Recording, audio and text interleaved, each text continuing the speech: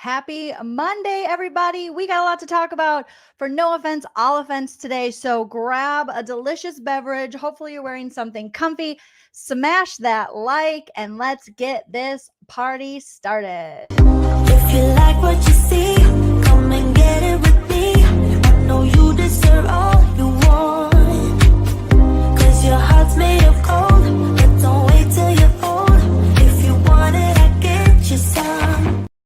Hello, everyone, and welcome back to my channel, stand-up comedian and pop culture vulture, Joleenlunzer here for No Offense, All Offense, where we talk about pop culture news, reality shows, regular news, trending topics, things we love to hate, things we hate to love. Remember, I'm very opinionated, but that doesn't mean you have to have the same opinion. You're welcome to sound off in the live chat or the comment section if you're watching on the replay, and we can just respectfully disagree or agree to disagree. That's what it is. That's my opinion! Like Tamra Judge. Now remember, everything I say is 100% true, except for the parts that are false. Everything is alleged and for entertainment purposes only, so don't sue me. Allegedly. Okay? Allegedly. Happy Monday, you guys. Hopefully, I know today is a holiday, so hopefully some of you have the day off. Today is my birthday. You have now been introduced to 45-year-old Joleen. So this is 45. If you want to support the channel further than liking or subscribing, you can always send a super chat while we're live here. I'll highlight your comment. You can send a super thanks after the video post. You can consider signing up for my Patreon or my YouTube membership, where you can get exclusive bonus content. Or you can hit me up on the Venmo, PayPal, Cash App. None of that is necessary, but if you want to, it's there. Thank you so much, Kelly, for sending the first super chat of the live. That is very generous and sweet. I appreciate you so much. I received also this weekend so many gifts from my Amazon wish list. The doorbell kept ringing and I was like, I got another gift. So I want to shout out my gifts that I got too. But thank you, Kelly Sandyford. That is so sweet of you starting the party off.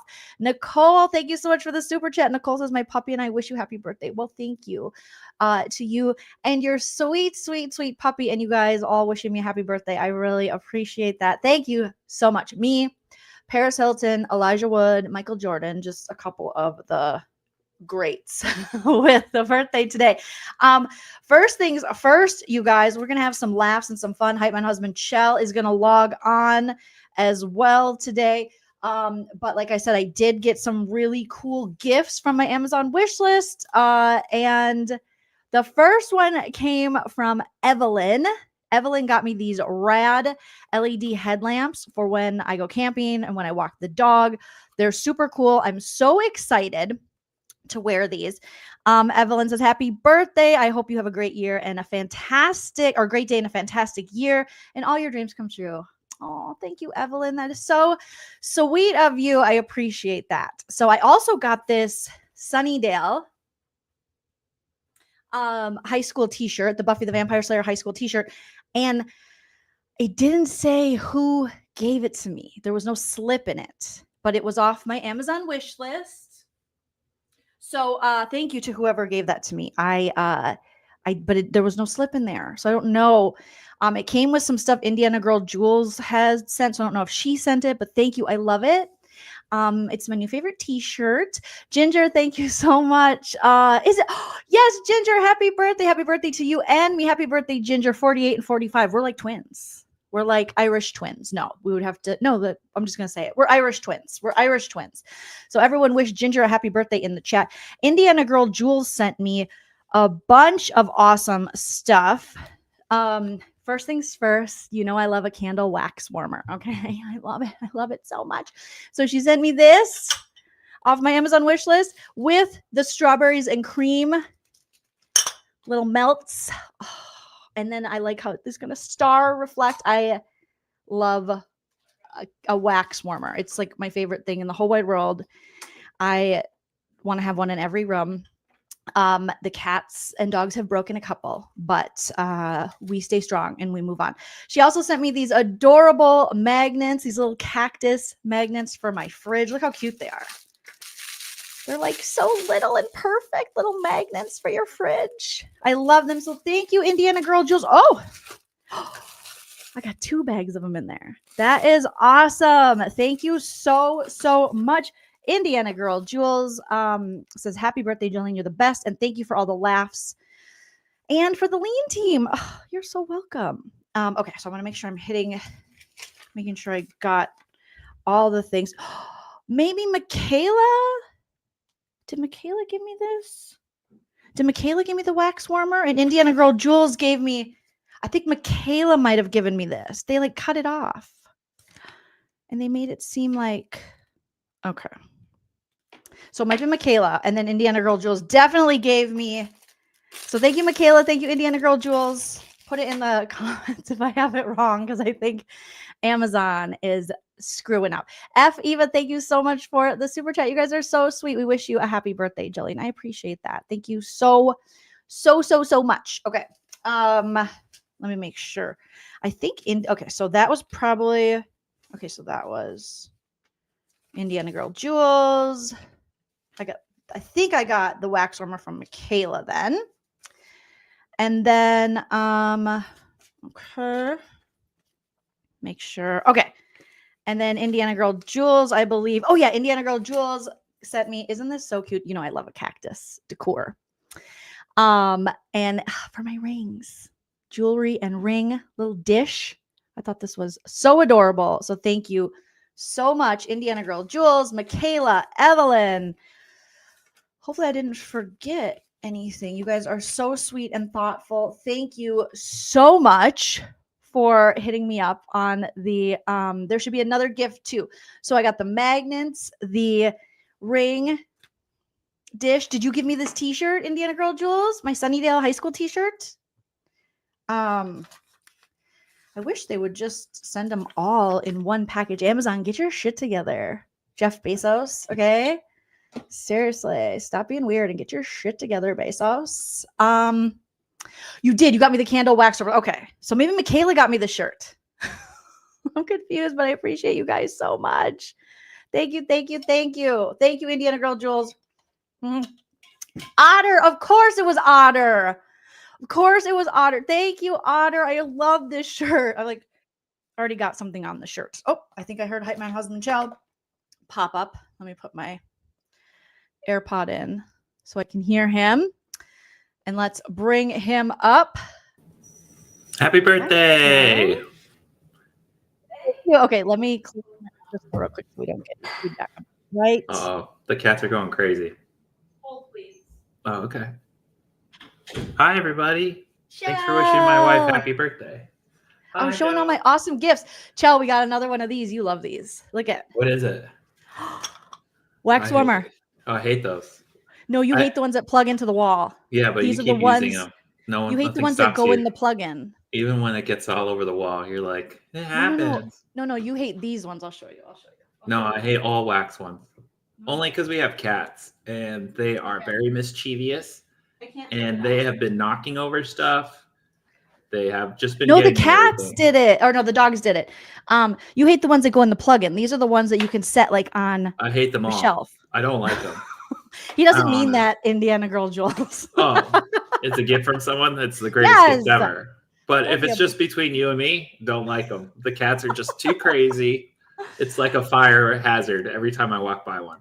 And I found out who gave me the t-shirt, Otter. So Otter also gave us that amazing couch that the dogs love. The checkered one. They use it every day. Yeah. If one isn't on there, the next one it's just a line to get to the couch. They like it so much. I put another one on my list. Oh, you did? Cute. Yeah. Where are you going to put it, though? Anywhere in my office, because ours is in the living room now. Steven, thank you so much for the super chat. Steven texted me early today. Happy birthday, Jolene. I love you more than Mary Cosby loves her step-grandpa. Whoa, that's a big deal. We all appreciate you so much. Oh, my gosh. Thank you, Steven. That's a big deal, Joe. That is. Than her step-grandfather, Melissa. Thank you so much. Cho, we forgot to play your intro. Because that's okay. Friday we didn't go live, so let's play it. Let's talk about the husbands. Talk about the husband. Excuse me, can you say let's talk about the husbands? Let's talk about the husbands. Excuse me, can you say let's talk about the husbands? We're talk now about. officially being sued by Lisa Rinna. Thanks, Joe. Oh my God, her new. I have to tell you something that's messed up. Okay, about that. Remind me. Okay. Melissa, thank you so much. Happy birthday, Joleen. Love you so much. I love you back. I don't know if I already said that, but thank you, you guys. So Steven sent me what Kim Richards was allegedly really referring to, and we'll talk about that. But for those of you who told me to check my P.O. box, I'll check my P.O. box today too. Remind me, Chell. I will go check it for you so that I can have another coffee. No, I want to go with you. Look at Chell, give me these balloons. Yeah, they're nursing school balloons because I would have got bigger ones if I had. Why are they nursing school balloons? Because I'm in nursing school and I couldn't spend that much as I wanted. Plus, I thought that big balloon was going to be bigger. I think they're perfect. Oh, thanks. I was thinking about your wall, and that's why I got green with pink. I'm going to put it around Scalebo's foot so I can see it. Well, just be careful because the cats are eating the strings, and eventually it's going to go up into the fan. And then. Yay, I'm putting around Scalebo's toes. No offense, okay. Scalebo. Oops. Okay, that didn't really work. Ciao. Okay, can you see it better? Yes, but I don't see Scalebo no more. Maybe scoot it over to your right. Too late. I'm just gonna. Okay, no more Scalebo. Flowers too. Yeah. Always gotta get flowers. Always. Always get flowers. Wives, husbands, everybody loves flowers. Everybody laughs at flowers. The world laughs at flowers. Emerson. Ralph Waldo Emerson. Well, Ralph, we can't talk today. Ralph Waldo Emerson. Whiskus Justice Warrior says, y'all, my pop culture mom and dad. Graphics, thank you for being a member for 17 months. Graphics says, happy birthday, Jolene. Package should arrive tomorrow. I'm so excited. Thank you, Graphics. Thank you. Liz, thank you, Liz S. That's so sweet of you. Happy birthday. I appreciate you. Silly Goose, thank you for the super chat. Says, happy birthday. Thanks for all the laughs. You're so welcome. Thank you, Silly Goose, for being in the live chats and making everything so much better. Okay. Are you ready to hear what Steven sent me? You guys ready for this? I'm ready. Okay. Trigger warning, maybe? Uh-oh. I'm triggered. And I don't want to get demonetized, so I'm going to say it in code. Okay. So allegedly, all right, here, let me pull up the thing that he sent me. So you know how Lisa Rinna now has a podcast with her husband that she stole from me and Chell, allegedly, called Let's Talk About the Husband, Talk About the Husbands. Excuse me, can I just, let's talk about the husband. Okay. Well, back in whatever season, once upon a time in the Real Housewives of Beverly Hills, there was an epic dinner party fight. Okay. And it was Lisa Rinna, and it was basically Kim Richards, Kyle Richards' sister, against everybody, right? And Kim told told Lisa to eat some bread. Like, it was a whole thing, right? And then they got in a fight, and she called, "You beast!" And then Eileen, whatever her name is, said, "Beast. It's like, "You beast." And then Kim Richards said something about let's talk about the husband. Do you want me talking about the husband? Talk about the husband. Talking about Harry Hamlin, Lisa Rinna's husband. Well, allegedly, okay, this is according to what Steven sent me from the account bravotv. Okay. I don't know why it's not letting me. Okay, there we go. All right. So bravotv. No, it's Are you trying to share it on your screen? Yes, because it's stuck. It's stuck. Okay, so I'm not gonna be able to share it because it's. I don't see it on a little bar at the bottom. So because it won't transfer to my other screen. Anyways, allegedly, according to bravotv, Kathy Griffin. Okay, Chell, you ready for this? Okay, I've been ready for the last 5 minutes. Okay, sorry, the big build-up. Kathy Griffin, the comedian, who is friends with Lisa Rinna and Harry Hamlin, recently revealed why Rinna threw the glass at Kim Richards. Because when Kim said, "Would you want me talking about the husband?" and then Lisa Rinna smashed her glass like she was gonna shank Kim Richards during the season 5 dinner fight. I think they were in like Germany or something. I don't know. Allegedly, Kim was going to say that Harry Hamlin has relations with pupperoonies. Pupperoonies? Dogs. What? Is this kind of like the hamster in the butt thing? I like the Richard Gere thing. I don't know. Yeah. Kathy Griffin, that's what she said, allegedly, that That's weird. Kim was going to talk about. I'm like, what? Yeah, I I thought don't it know. was just the normal, your husband's gay. No, right? I think that's like Kathy Griffin just saying silly stuff. She's a comedian. Why No, would you that's not say silly. That's like, who makes dog jokes? Like, nobody does. comedians? No, Yeah. it's not funny though. It's gross. Yeah, that's comedians. There's just like, you ever go to a show and it's like a dude saying just weird stuff and you're like, oh, you're just trying to say the most toxic Yeah, but not thing. Kathy Griffin. She is known for like spilling the secrets of her celebrity friends and in the circle. So that's, it finally came out all these years later that allegedly that's what it's about. And I'm like, I don't know if I'll be able to sleep at night. Yes, talking about that, Mimi. The beastie to the, oh God. So I'm so sorry on my birthday. Yeah, I know. You really brought it down. Thanks. I know. It was so disturbing. Steven sent it to me and I was like, what the fudge? Are you serious? But Bravo OMG, support them on Instagram. They posted that. So I don't know where Kathy said this. But people, I'm just like, was he saying a dog? Like he's, how you can call a woman a B word? Was he just saying that he had extramarital with B words? He was like, oh, trying I to say like a fishes. No. Yeah. No. I don't know. Actually, I don't know. That's the rumor. Yes. I think it's just so weird. It's gross and so weird. Christian Plant says, hi, Joe kids. Hi, Joe pets. Indiana Girl Jules, thank you so much for the super chat. Indiana Girl Jules says, Chell gets a pass since he's an Aries as well. Oh, so Indiana Girl Jules is giving you the Aries pass. Can never go wrong with a wax warmer. Also, Michaela is my daughter. She picked out the gift. No, that's really nice. Know that. I take back everything. My opinion is trash. The cats are just mischievous and they mess with me all the time.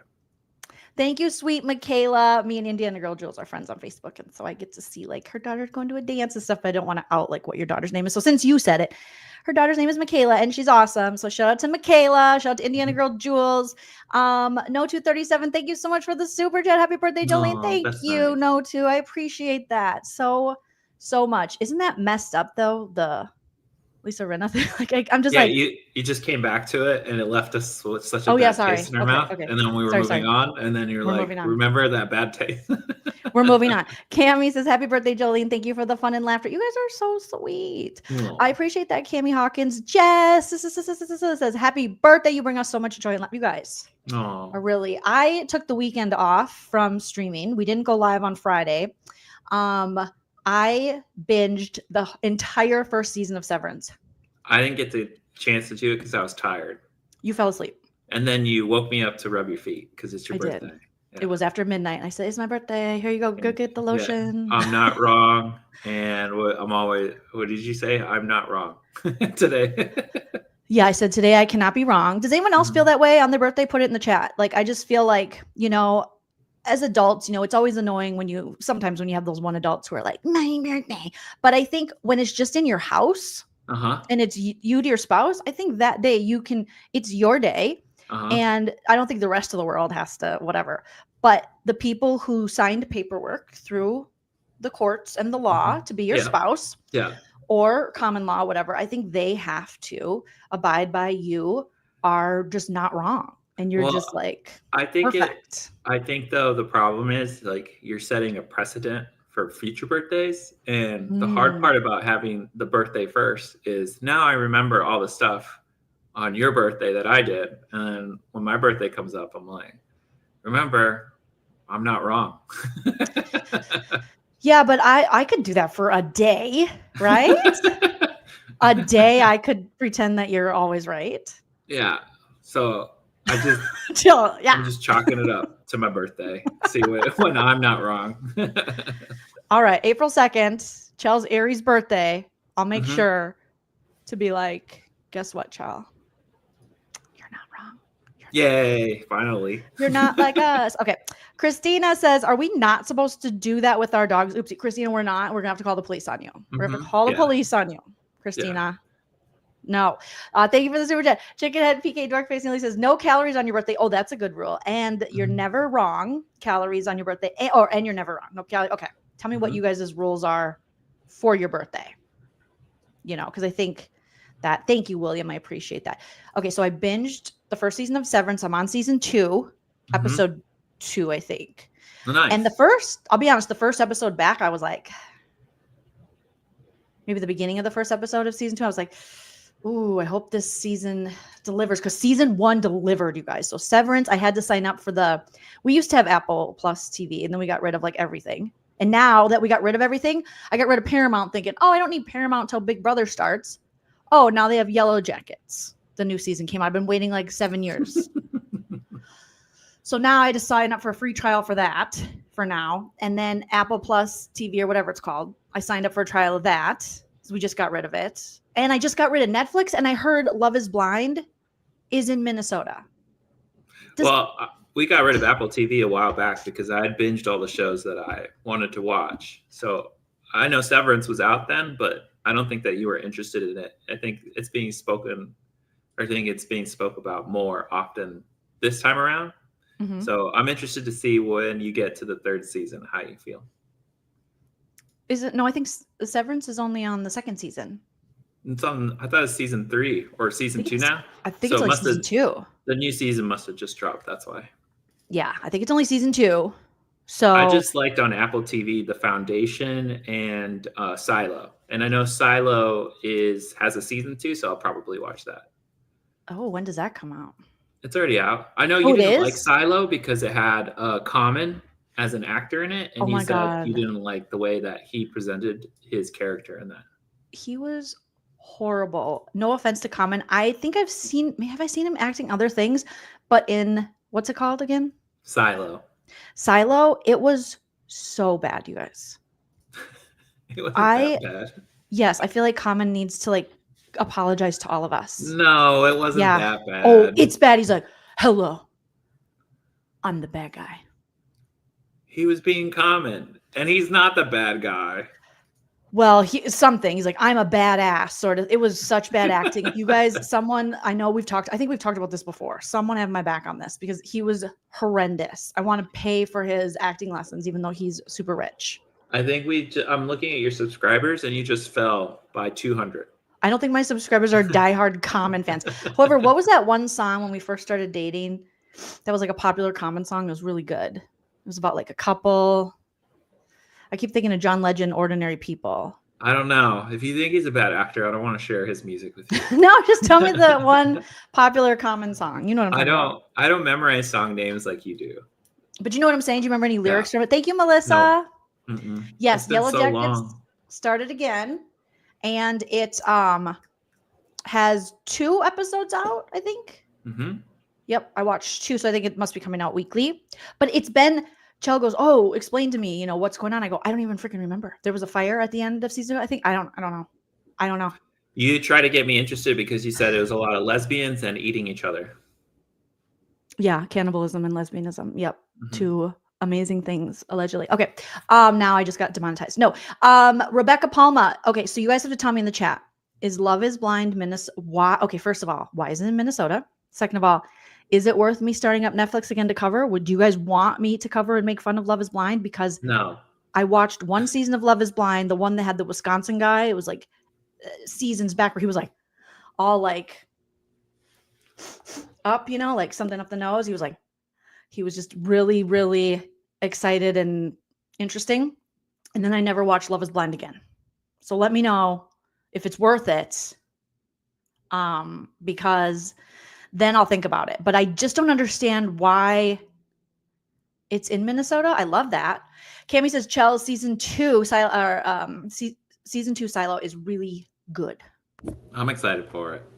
Oh, Tamara, you're binging Summer House. Lucky. It's good. It's good.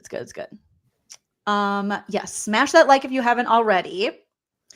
Love is Blind. Is it boring? See that, Adam, when I tried to watch other seasons, I thought it was boring. But if it's in Minnesota, I might consider it. Ryan, yes, the blonde guy from Wisconsin that looked like Gary Busey's son. He was always like he just snorted all the Adderall. Like that's why no one can get Adderall. All the ADHD people are like, why can't I get Adderall? It's because that guy allegedly snorted it all of it. It is, and great music. So it's lesbianism, cannibalism, and great music on Yellow Jackets and great acting. So there's so many good shows, but you guys turning me on to Severance, I will always be so grateful because it's such a freaking good show. I loved it. Okay. Now, Steven sent me where Kathy Griffin, we have to go back to the thing, Chal, because Steven sent me the link to where Kathy Griffin said this rumor about Harry Hamlin. All right. So I'm ready. Nat on Instagram posted this clip, and it's the full clip of Kathy Griffin explaining the Real Housewives of Beverly Hills rumor about Harry Hamlin that caused Lisa Rinna versus Kim Richards' infamous glass breaking scene. And she says, can you believe it's been a decade since it aired? I cannot. And it took us this long in the age of like Google for this information to get out. That's crazy. Okay. Let me play this here, guys. You ready? Are we ready? Are we ready? Are we ready? Okay. Okay. Give me a thumbs up as soon as you can hear this. All right. Lisa for decades. She's okay. The girl that she was on that show, her last season, is really not the Lisa that I know. So I'm not one to say, I should hold my banana. I'm not one to say, oh, it's the editors, because coming from reality myself, it's really not the editing. But I really You don't believe it's the editing? On my show, it wasn't. Yeah. But remember, my show is from 2006. And so I'm just saying she is a sweetheart. She's a ride or die. She seems fun. She's super cool. Harry is a dream. He went to Yale. He's so smart. He can talk about anything. He's still so hot. Okay, so get this. I don't know if you remember. Are you guys housewives at all? I am. Okay. I wish there I was an episode of Beverly Hills where Lisa took a glass and was so pissed at Kim Richards, she freaking broke it and was going to twist it in her neck, which is my kind of bitch. And so she kept saying, because there was a rumor about Harry. I've never heard a single rumor about Harry in my life, and he's been around forever. Not one thing. So they're at dinner, and I go, so what was the rumor that pissed you off so much? And she's like, first of all, I blacked out in that moment. I was about to kill someone. And then I go, what was the rumor? I go, Harry, what was the rumor? And there's this pause, and he's such like a quiet spoken intellectual guy. And he goes, he said I fucked a dog. And guys, I lost it laughing. And I went, what? I go, that's what you were going to fight over? Somebody said Harry fucked a dog. And then I go, well, who didn't? No. But I just thought that was the funniest thing of all the rumors. Like, how did even one person be like, that is possible? Like, I thought the rumor was just that he was having an affair with somebody, maybe an affair with like someone on the show. Like, I thought, oh my God. And when he goes, they said I fucked a dog.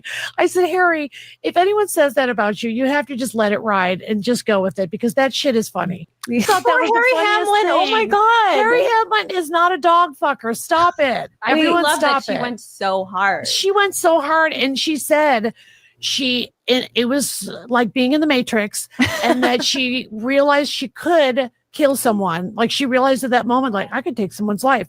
And then she was like, but I'm going to go to prison forever and never see my husband and kids again. And I was like, that was a lot of thinking for just one glass break. And then, so I thought that was just the funniest. I've known Lisa for decades. Okay. That's crazy, because I initially thought this was because Harry's ex-wife, I thought it was something that Nicolette Sheridan, who's an actress, and she was famously on Desperate Housewives, among other things. But that was, I don't know if it was his first wife or second wife or whatever, but his ex-wife. I thought it was something that she had said. But it does sound, I mean, it sounds ridiculous and not believable. And it does, like you guys are saying, sounds like the Richard Gere thing. But that is just so perverse. I really thought it was going to be, he's cheating, he's gay, the usual housewife husband stuff. I did not expect that. When Steven sent that to me, I was like, do you think Lisa Rinna knew, and that's why she slammed the glass? Because I think once that stuff's out there, it's very hard to contain. Yes. Because then everybody in the blogosphere talks about it. That's like that, and anything with like a child, like PDF file stuff, like that is like the worst. I mean, especially if people are spreading false rumors about that, that's just evil. And that is career ending, human ending, like it's over. So obviously Lisa Rinna had heard this rumor before, and she knew that this lady was going to go for it. or she heard Kim say it to someone else, or maybe Kim said it during that dinner and they didn't play it. Mm. Do you know how with editing? Mm-hmm. Oh, but I'm surprised nobody said anything. Like all these years, I never heard anyone mention that. Oh. You know, Anna says, I knew that Bush song on Yellow Jackets because the clip you use on here. And did you notice when they played it on Yellow Jackets, they, oh no, my AirPod died. They played it during a sexy time scene between the two ladies because that song is meant to be played during sexy time. So speaking of which, let's play the clip of Glycerine, which just played. Let's all get sexy on my birthday and look at some Gavin Rossdale at Woodstock Night with glistening abs. Chell, hide your boner. Don't let the days go by.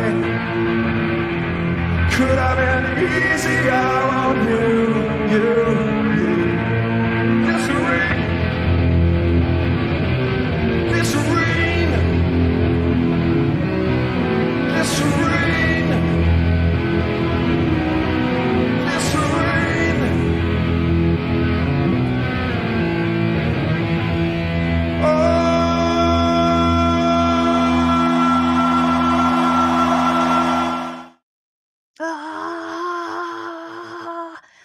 Everybody hide your boners. Oh, Daddy D in the house. Thank you, Daddy's disappointment. Happy birthday, Miss Joleen. You look gorgeous. Aww. Thank you, Daddy D. You always look gorgeous. I saw That's so Daddy nice, D Harry. Thank you. at my comedy show this summer, but it's been a while. Hopefully I'll see you again. Good to see you, friend. Oh my gosh. But yeah, who doesn't want a little Gavin to get you through your day? Right, Shell? Right. So I do see that people are starting to report on this Lisa Rinna, Harry Hamlin rumor. So if you knew Rumor About Me was about to come out, would you slam some Oh, glass? I would stab someone in the face. If they had a fake ass rumor about my husband, well, it depends. You know what I mean? Yeah. I think first of all, I would attain an attorney. Be like, I'm sorry. Do you have proof of this disgusting claim? Gross. Ugh. Yes, Shine. Yes, we can get a I was gonna say Lisa Rinna. Denise, thank you. You're welcome. Thank you guys for the super chats and the love.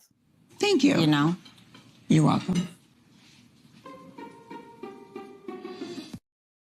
Well, Carrie, now that you said the Matt thing, I have to play the song. It's just how my brain works. Sun on your skin, 6 a.m. and I've been watching you sleep. And honey, I'm so afraid you're gonna wake up and say that you should probably leave. You know, I found the original for that song, which is by someone in the chat. Remind me, it's some country person. And I'll say the version the guy who does Tennessee Whiskey. Oh, he's so good. What's his name? Tennessee Whisker. Whisker. It's like this Tennessee Whisker. Tennessee Whiskers. Tennessee Whiskers. Tennessee Whisker. You guys know who we're talking about. The guy who sings. I see him. Chris. Sweet Chris Stapleton. Thank you, Anna. I wanted to say Catan. That was the only Chris that was stuck in my mind. And Chris Catan. But I think the version I made of Matt singing it sped up, I like it more than Chris Stapleton's version, which I know is like sacrilegious to say. But can you sing? Can you remind me what the chorus of Tennessee Whiskey is again, child? It's like,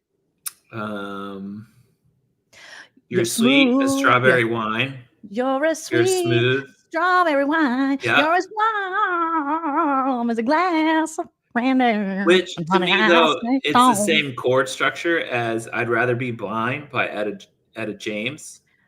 I think it is based off that, right? That song by Etta James. I don't know if it's based, but it's like a similar chord. Like it's the same kind of intro, and it's a similar chord structure. But it's a beautiful chord structure. I really like it. He's so talented. Tracy says Chris Stapleton shreds on guitar. Do you hear that? He does. Yep. You want to pull out your guitar and shred for us? Me? No, because you made fun of me once, and I've never. That was in 2009. I didn't make fun of you. I said you can't get out of every issue I have, maybe it was 2010, by writing me a song. And I wish I never would have said that because you, in fact, can get out of a lot of issues. I'm just mad because all these songwriters, that's how they get out of issues. And I could have been a big guitar star by now, but you stopped it by just telling me to deal with my feelings and talk like a person. So that's my power. That's my power, Chell. Oh, could have lived in a bigger house, but you stopped it. So well, don't be fragile, and let's get this guitar back up because I love it. Pamela B, thank you so much for the super chat. Happy birthday, gorgeous. Thank you. I appreciate that. Do I play an instrument? No. I used to play the clarinet, and I used to play the organ. Is that what's called? You organ? Wanted to play an instrument, but I just think you're so busy. I want to play that piano that you're getting rid of right there on the side. I was going to learn. Yeah.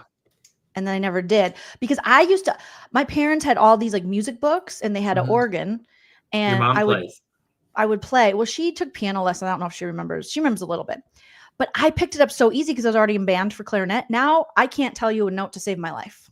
That's okay. You can play by ear. Some people do. And I'm not one of those people. It just takes time to train it. That's all.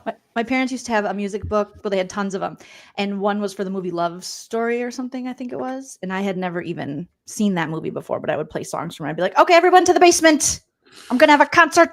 Can you believe I would do that? Like Lucy? How's the couch? Yeah, exactly. Speaking of the couch, you guys, we now have an official video of when Chell surprised me for my birthday with the sectional of my dreams that I've wanted from Cozy, our Canadian friends. And I think I got another Amazon package coming. Okay, let me see if he's coming to our house. And this is the sectional video. Okay, let me get it here. Where is it? Oh, maybe it's under shorts. It's probably under shorts. You coming to my house, sir? Okay. Oh, here it is. And okay. Let's see. He's in there for a while. I think he's opening up my gifts. The Amazon person. Do you think he is, Chell? Yes.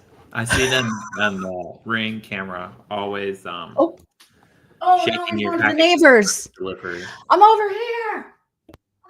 here, sir. Okay. So, the wonderful. Yes, the couch before the Great Depression. Exactly. Care Bears. Before the tariffs hit. We got the couch. Oh my gosh, Brian, world traveler, just got back from South America and Antarctica. Well, look at you. Welcome back. Welcome back, sir. Okay, so here's the video of the couch surprise. When Charles like, come downstairs. I didn't have a bra on, so I put a jacket on because, again, I didn't know if it was bra worthy.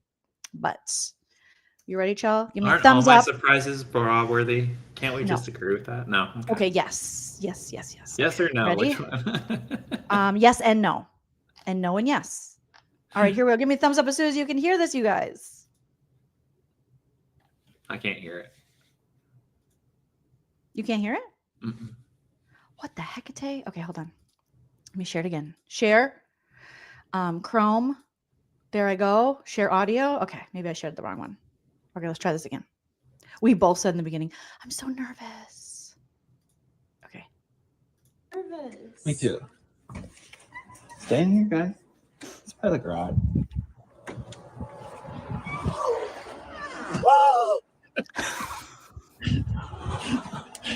Happy birthday.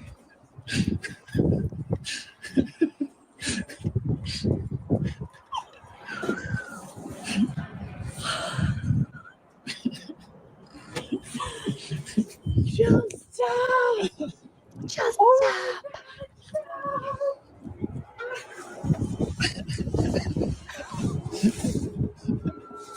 You did not give me the sectional. I have to run my live back so we can put it together. Oh my God. Joe. Well, let's get it inside. When is this delivered? Come on. The neighbors are going to think I'm such a dork. Yeah, you are. I can't help it. I was watching this sectional so bad. What's this say? CLO extra large with the storage ottoman.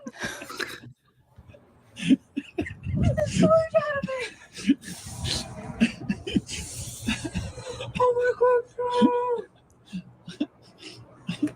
The seats and the extra large cushions with the storage ottoman. I can feel it. ready? I just was gonna say we should go to Starbucks. This is so much better. Oh my god. And then here we are on, I didn't put music at the end yet, with the dogs loving it when it's all put together. I do love it. I was so excited about that storage ottoman, and oh my god, you guys, I was There's in my the couch that jammies. you got from your list. Otter, yes, that's Teddy loves it. This one, okay, that little dog couch. Well, they all love it. Like Chelsea, they line up for it, and it's even like barely fits Teddy, and he's like, I love it, I love it. So we have just been enjoying. When people are like, what are you doing for your birthday? I'm like, this, just hanging out on the damn couch. So Me too. All right, Joe. I better so nervous. Oops. I better start getting Sorry. ready for my success class. So Okay. Let me pause this. My thing's still playing. So can you believe I was that excited about a section? I mean, it's a I believe it. I haven't seen you that excited since I got you boots when we first started dating. And you were so excited. You rip up the box. Like I've never seen someone rip up a box with their bare hands. And then you I was afraid that you injured your fingers because you're so excited. But I did. Remember I cut boots my fingers? and you're like, this is amazing. Yeah. Yeah. I think they were like Steve Madden boots or something. They were so cute. Yeah. And that was like 10, 15 years ago. Yeah, 10. 15. Yeah, 15. Wow. And then one time I got you just a box from Victoria's Secret. It was like a cool design because it was the stripes, but you thought It was a that I hat got- box. Yep. You thought I got you underwears in there and you were very weird about it. And I was like, no, it's just a box. Yeah, because we were newly dating and I'm like, what the fudge? Why did you give me a Victoria's Secret? Like what? And then he was like, I just thought you'd like the box because I have all these little boxes where I have my keepsakes. Like if I get like, especially like certain companies have really good boxes, like Joe Malone, they have really good boxes. So I'll keep it and put stuff They're in cute. it. Yeah. They're cute. And then I opened it. I was like, oh, thank God. Oh, thank God. It's just a hat box. That box finally, it broke. Yeah. After a while, they kind of. That was sad. But yeah, so there was no perverted things in there. It was just Chell I being wasn't sweet. gonna do that to you. Lady J, thank you so much for the super chat. Wishing you the happiest birthday. I appreciate that. Thank you, Lady J. I like your name too. Lady J. Thank you, Tracy Roush, for the super chat. I appreciate that as well. But yes. Alrighty. Well, I love you, Joe. Receiving Happy birthday. You're a great person. You're a great person. Thanks. And I'm so happy to be married to you. Oh. And I'm grateful that you were born today because that means my life partner was born. So. Oh, chill. And call Nana and thank her because she went through a lot. Because last minute I went breech and tried to go butt first. And so she had to get an emergency cesarean. And because you thought it'd be funny as a baby, you're like, you know what? I'm going to show my butthole first. That'd be fun. I was like, I'm coming out of this baby door. Booty first. All right. Hype man husband, Joe. We love you. Bye, guys. Thank you so much. We'll see you later. See you on the couch. See you on the couch. Karen, thank you for the super sticker. You and your sweet doggo. Appreciate that. You should let Chell in the room sometime. Never. This is a girls' room only. No, he can come in here. It's just when me and Nana are in here together, it's hard to share the microphone with the sound, but eventually I'll let him in the room, William. Eventually. Yes, poor Nana deserves a trip to the van. Nana would be here today too, but she is actually at a rally. Nana is at an anti-fascism rally at the Minnesota State Capitol. There's a rally, and then she's going to a rally tomorrow too. So Nana is very political. She's very much fighting the man. So I said, what a great gift to give your daughter on her birthday. Her boomer parents are both out there at a we hate fascism rally. It's like 10 below. And they called me this morning because every year my mom and dad call me and sing me happy birthday. And then I think it's hilarious to go, who is this?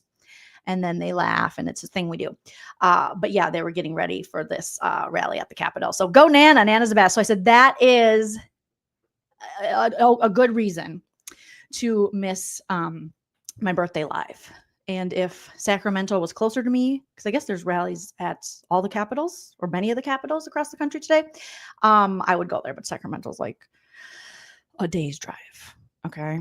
Right, Tracy, I feel guilty too, but I'm like, that's far. I'm just like, we're rocking in a free world over here. Okay. Thank you, Romel. So good to see you. Appreciate that. And yeah, Nana's like, fight the power. Nana is Chuck D for real.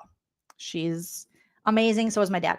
Oh my God, my dad. Oh, his Facebook. He's just forever fighting politically with people, just, putting up his statuses. And I'm telling you, the only thing that's going to get me through this next 4 years is telling some of his dumb friends to fuck off and that they're losers. And that's what I do. And it's so fun, you guys. It's like my new favorite hobby is someone attacks my dad in the comment section. And I say, Bruce, you're a fucking loser. And I feel so good. I feel so good. Like I told my dad, I go, last night I was up binging Severance, stayed up till like 3 a.m. I never really checked Facebook, but now I have a reason to, because my dad has all these crazy people on his Facebook saying these crazy things. And then I tell them to fuck off. And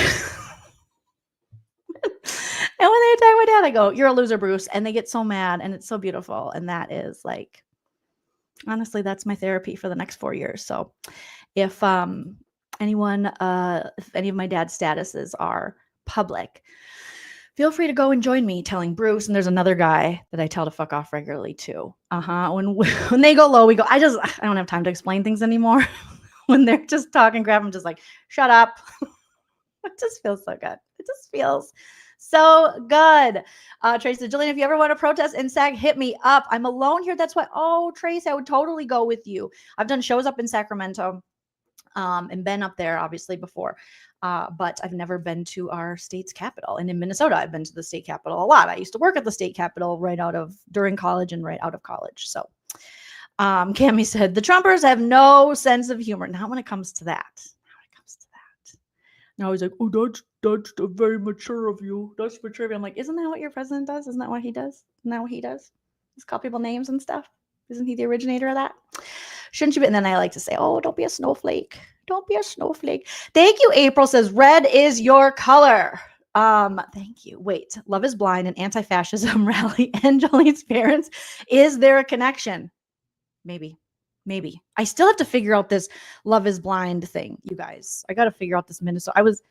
My friend Jake, who's like my him and my friend Nicole are like my quasi managers. My real manager is Kim. Shout out to Kim. But they have, since I started comedy years and years and years ago, I call my friend Nicole my momager, and then Jake my manager. And he always hits me up like, Jolene, you should really cover this show. And so shout out to Jake. And he was like, it's in Minnesota. You need to cover Love is Blind. It's a really popular show. And I'm like, I've tried before with Love is Blind. And I just can't. But now that it's in Minnesota, do I? Oh, it's done in a different city. Okay. That makes sense, because the season I watched, I don't even know what city it was in. I don't know if does Minnesota even play a big part in it? Do people have Minnesota accents? Are all the people on Love is Blind Minnesota from Minnesota? I have so many questions. So many questions, you guys. Okay. So let me get to the next thing we can talk about here. Let's get to some funny, fun stuff that we can roast on this February 17th.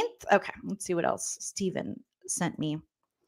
Instagram is like loading really slow. What is going on?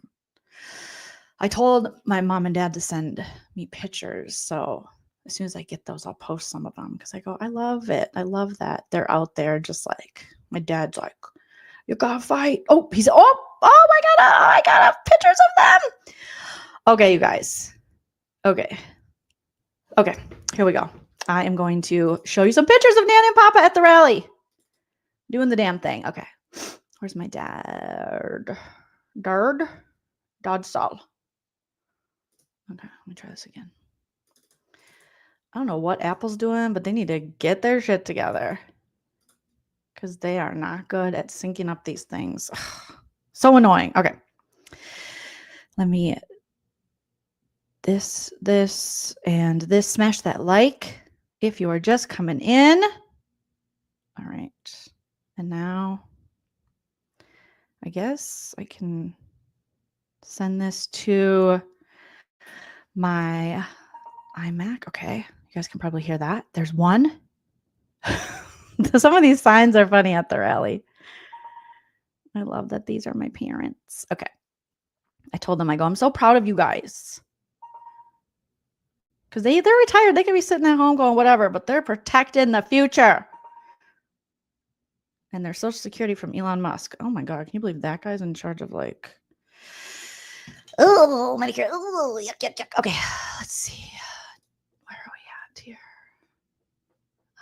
Okay. Let me share this with you guys. Date added. Let's do that. There we go. All right. Cute Nana and Papa. My dad brought his sign that he has. My dad's a Teamster. I mean, he's retired now, but he was a lifelong Teamster. And he has this sign in the basement he's had forever since I was a kid. It's like, stop the war on workers. So here they are in one below weather, Nana and Papa at the Minnesota State Capitol with the fight, whatever it's called, against fascism. I don't know, whatever the rally is called. There they are, these little cutie patooties doing the damn thing. Oh, look at all the people with the signs. And they sent me this picture. This is not normal or legal. King Elon or Trump. So they're like, no King Elon or Trump. It could be, I mean, people are serious. This is, I mean, to stand out there in this kind of weather, it is cold. You guys, anyone that's from Minnesota or has been in this kind of weather, like that, people got to really dislike, you really got to be fudging up for people to stand out there in this kind of weather. Look at this sign. I said, take a picture of the funny signs. This one says, freezing my butt off to save democracy. I love it. Shout out to all these beautiful Americans out there, right? Union strong. That's Papa. So when people get mad at me, they're like, why do you like this, Jolene? You can blame Nana and Papa. It's their fault. They raised me like this. They raised me to be a critical thinker and wants, they raised me to be this crazy feminist. That's their fault. That wants, worker rights and wants to feed hungry people and children. I know, it's crazy. Artist, thank you so much for the super chat. Artist says, happy birthday, Jolene. Thank you, Artist. Fleetwood, thank you, sweetie. I appreciate that. So it's these two's fault, not my fault. Oh, Shirley, you were out there this morning. Shirley says, I was protesting this morning in Albuquerque, New Mexico. Shout out to Albuquerque. Shout out to Shirley. Bella says, go Nana and Papa. It's the boomer generation who knows what we already lost. Yeah, exactly. Boomer strong. Boomers. It's so scary, Red Wolf, that loser is trying to, this is so scary. Get out of our stuff, Elon. Leave us alone. Like my little niece used to say, leave it alone. Leave it alone. Care Bear says, my first protest was when I was 14 years old. Always fight for your rights. My parents weren't very happy. Well, they should be. So proud of you, Care Bears. I used to go with my dad when they would be on strike and we would be picketing. And that's when we were yelling scab at people that crossed. I didn't even really know what I was yelling at the time. But everyone was like scab when people crossed over the picket lines, when they would bring people in from the South. They would always bring like Southern state workers in and pay them a lot less when my dad and his union were on strike, which is like so shitty because those people, they're just trying to make a living too. It's just a bad system. But you gotta be like, you don't want to be a scab. It's like the worst thing you can do. Okay, according to Papa. Thank you, Lala and Christy, so much for the super chat. It says, happy birthday, Jolene Marie Francis. Nana's post gave your holy Catholic name. Yeah, Francis is my confirmation name. So Nana is just out in everything. You are a bright light in our lives. Oh, you guys are so sweet. It is the best to escape reality and recap with our fave reality shows with you. One day we'll meet in person. Yes, one day we will meet in person. And one day Nana wants to probably go to your house because she's obsessed with your backyard. So yes. Thank you so much, Laura, aka Lala, and Christy Buffenmeyer. You'll always be Lala to me. I appreciate it. Right? April says, awesome pics. What a great depiction of how it should be freedom of speech. Yeah. And we're able to, peacefully protest. Hopefully that doesn't go away. Let's hope. So shout out to Nana and Papa doing the damn thing, being cuties. These boomers know what's up. Boomers have been through it. They have been through it. Okay. So let me see what else Steven sent me here, because that's what I was originally looking at. Okay. So Steven's amazing, and he sends me the best stuff. Okay. What is this? Oh, Brittany and Carolyn Traders stuff. All right. What is going on? Let's do this. View, and let's zoom out. I don't know what's going on with Instagram. Are you guys having issues with Instagram or is it just me? They're not happy with me for some reason. All right, let me start a new tab and do this again. Again, the sun on your skin. It's 6 a.m. Yeah, Instagram is being a buster bar. Okay. It is really slow. All right, here we go. Okay. There we go. All right. Boo, boo, boo. So Brittany and Carolyn talk about the Traitors cast being cliquey. Oh, we're going to have a new Traitors episode out this Thursday. And let me make this. Let me get. This is from Big Brother Steph. I don't know Big Brother Steph, but I've seen her posting during Big Brother season around on TikTok. She has like a big TikTok following. So shout out to her. I don't know her, but shout out to her. And okay, let me share this and let's take a listen. So we know that Carolyn has a podcast and she had Brittany on it and they were talking about the clickiness. Oh, shit. Oh, shit. Okay. Give me a thumbs up as soon as you can hear this. Be the performers, but it's like the camera comes on and it's just like, hello. And it's like, I'm not used to that. I'm used to like looking like a turd sitting in the mud. Like it was super clicky and then super again. I'm not the type who like, I'll sit over here and I'm not going to force my way into shit. I'm not going to. It was hard, especially because like, and no like slight against these people. It's not like their fault, but we are so normal, if you will, compared to like the celebrities of the show, who their objective is to constantly get more like Hollywood work, right? And to get bigger and make their name bigger and become more of a household name. Whereas the rest of like all the gamers, if you will, we work real jobs. Like we go home and work. Oh, well, I but like I do, but I'm not again. We have like not like LA. It's like I knew there was going to be the performers, but it's like the camera comes on and it's just like, hello. And it's like, I'm not used to that. I'm used to like looking like a turd sitting in the mud. Like it was super clicky and then super again. I'm not the type who like, I'll sit over here and I'm not going to force my way into shit. I'm not going to. It was hard, especially because like, and no like slight against these people. It's not like their fault, but we are so normal, if you will, compared to like the celebrities of the show, who their objective is to constantly get more like Hollywood work, right? And to get bigger and make their name bigger and become more of a household name. Whereas the rest of like all the gamers, if you will, we work real jobs. Like we go home and work. Oh, but like I do, but I'm not again. We have like not like LA. It's like I knew there was going to be the performers. Brittany's like, we work real jobs, and Carolyn's like, well, I mean, I don't work a real job. Angie, make sure check with YouTube because I don't see your super chat here, and so I'm not sure why it didn't pop up. But make sure they're not ripping you off. But thank you. Your super chat didn't show. You have popped in. Thank you. Thank you for wishing me a happy birthday. We miss seeing you around, Angie, and anytime you can join us is always wonderful. Wonderful, wonderful, wonderful. Oh my goodness. So here, let me get this here. Okay. Anna says Carolyn was going on and on about how she loves Tom Sandoval and this.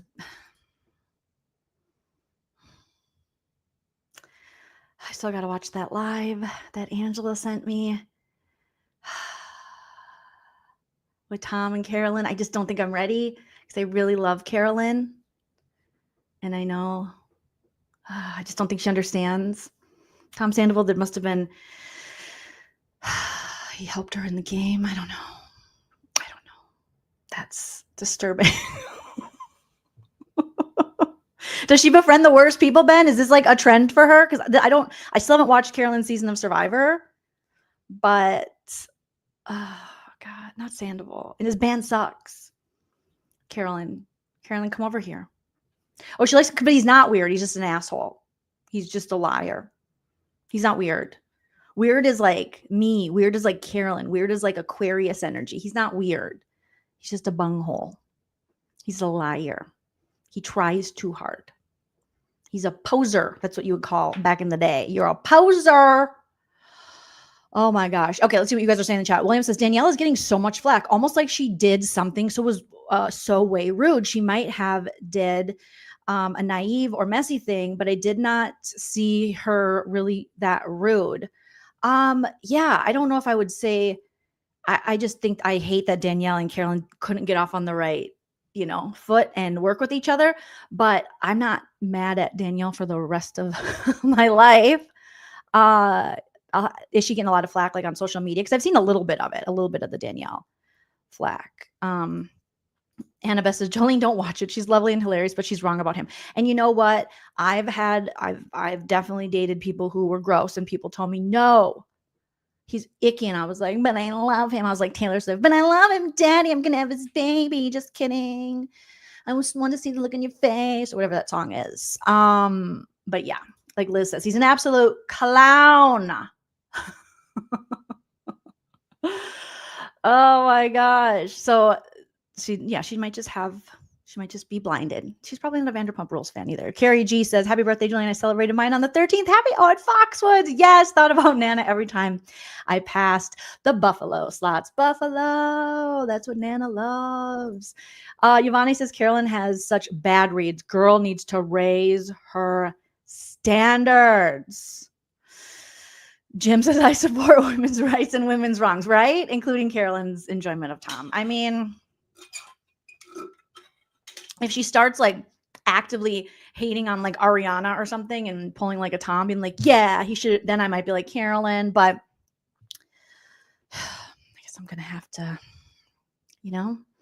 just deal with this as someone who enjoys Carolyn. But it is très difficile because he is disgusting. Cassie Faye says, I think she and a lot of other people just really haven't looked into it and think all he did was just cheating. Exactly. If all he did was cheat, oh my God, nobody would have given a shit.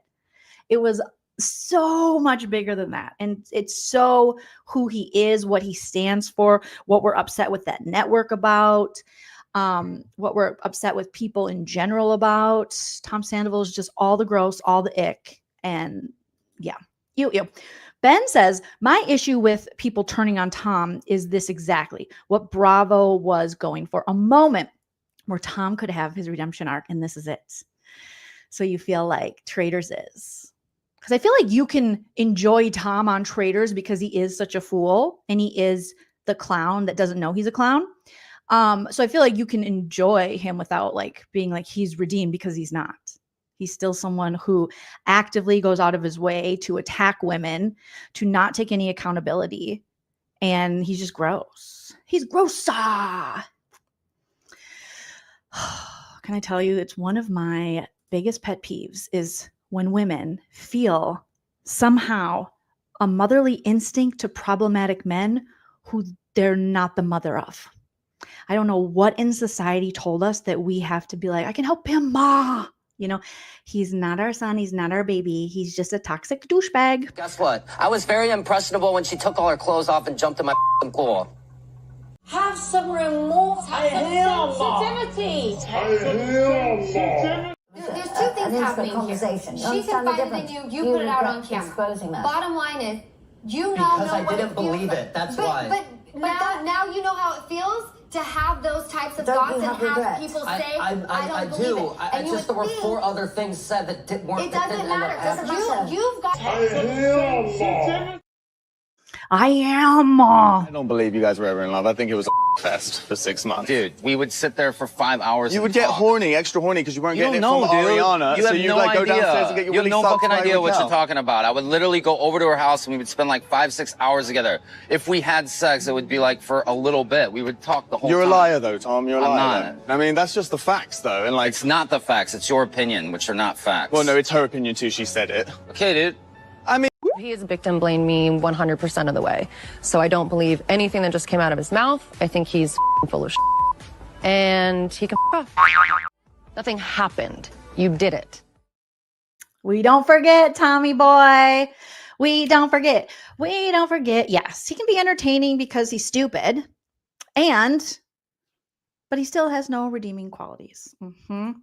William says that was it exactly, Jolene. She was giving motherly vibe, and it's like we don't have to do that as women. We don't have to do that. Okay. No, I've seen that happen with problematic people on YouTube, like creators, where you'll have all these women defending a man who is like very openly misogynist, very openly just like racist, awful, angry. And they're like, he had a rough time and a rough childhood. It's like, well, then have him go to therapy. But we're not here. You don't get to like bleed all over people because you're shit. Like nobody had an easy time. You know, everyone comes with something, some kind of trauma in their life. That doesn't mean you get to be a complete douche and you get to go run amok and hurt other people because you're hurt. Go get some help. You're an adult. I would not claim Tom. Vandy says Tom is crappy, but Ariana is annoying too.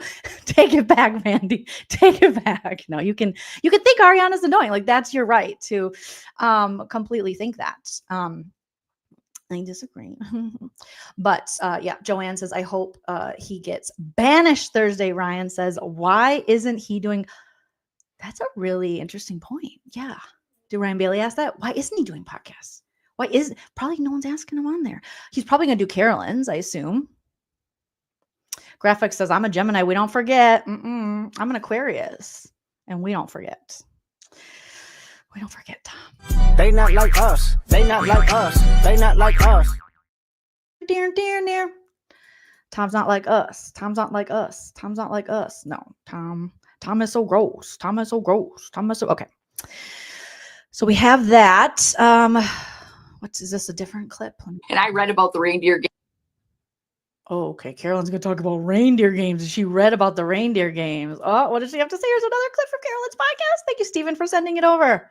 All right. Let's have a listen, you guys. Give me a thumbs up as soon as you can hear this. I'm going to just reload it so it starts from the beginning. Oops.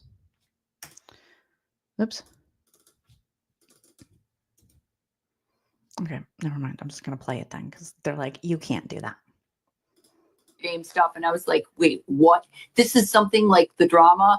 This is something any idiot would do. You didn't do anything wrong. You know, I know she hates me. She's like had an active vendetta against me for the last 6 months over a show that was narrated by elves and that was where we were tasked with saving Christmas for the children of the world. Okay. We were cartoon characters sledding down hills. She was so angry at me for what transpired in that peppermint forest that I knew that I just had to eat. I just had to eat it up. So you did. And apologize. Yeah. Because from my perspective, I'm like, she could be a traitor and she will absolutely kill me first. Yep. Or, you know, like that's the fear. And I read about the reindeer game stuff and I was like, wait, what? This is something like the drama. Oh, the way that Brittany describes things, though, is always so funny. She's like, and she's mad at me in the peppermint forest. I wish we would have gotten a little more of this, Brittany. I know we're getting a little bit of her DRs and stuff, but I wish we would have gotten even more just Brittany ranting because she is very funny. The peppermint forest stuff. Oh my gosh. Okay, what's Carol? I gotta check out the Carolyn. What's her podcast called? What is this shit called? Okay, Carolyn, you tell me what your podcast is called. Let me see. It is the no. What the hell is a podcast called? Girl, what is a podcast called? I just knew it and then I forgot it. Okay, Carolyn. I'm going to put Survivor podcast. See if it pops up. Yes. Oh, no, she has a Let's Get Tribal and then she has a Traders one. Okay, so her podcast is called Let's Get Treacherous. Okay, we got to watch a little bit, I think, of do they have the Britney episode on their YouTube? I'm checking out their YouTube channel to see if they have the Britney episode up yet. It doesn't look like they do. It must just be available on audio. And then clips. The last one they put up was with Stephanie from Survivor and from Traders. And that was 8 days ago. So the Brittany one must be dropping soon. Okay, so we can cover that as soon as it drops on YouTube. We'll have a look at that. Yes, let's get treacherous if you guys want to go support Carolyn and her co-host. I always forget his little cute name. I'm so sorry. Carson, Garrett, and Carolyn are unraveling the web of deception that is the Toledas. Here, I'll drop a link for it. Because I think it also includes their Survivor podcast. I'll drop it in the live chat for you guys. There it is. Why don't we like Carson? What did he do, Ben? Did you already tell me this and I forgot?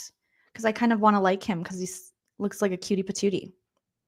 So it's the Let's Get Tribal Pod. But the Traders one is Let's Get Treacherous, but it's all under this channel if you guys want to go show them some love. What did they steal? Did you guys already tell me this and I don't remember? No, thank you. I don't support people who steal from other. What? Spill, please, if you don't mind. Okay, Otter says they don't know the story either. He stole from small businesses and is overall kind of a pick-me, especially with what did he steal, though? They must have deleted. I watched the whole. Oh, you watched the whole thing on YouTube? I don't see it on their channel, Dreadful. Dreadful Ruby, I don't see it. Ben says he stole from small businesses and is overall kind of a pick-me, especially with Carolyn. Well, now I want the tea. Now we got to find the tea. Who did this Carson steal from? Christina Byington, thank you so much for the super chat. It's on YouTube. Sent you last week on IG, 32 minutes in the roast Sandoval. Ugh, what the heck? Why is it acting like... Why am I not finding it? Thank you, Christina.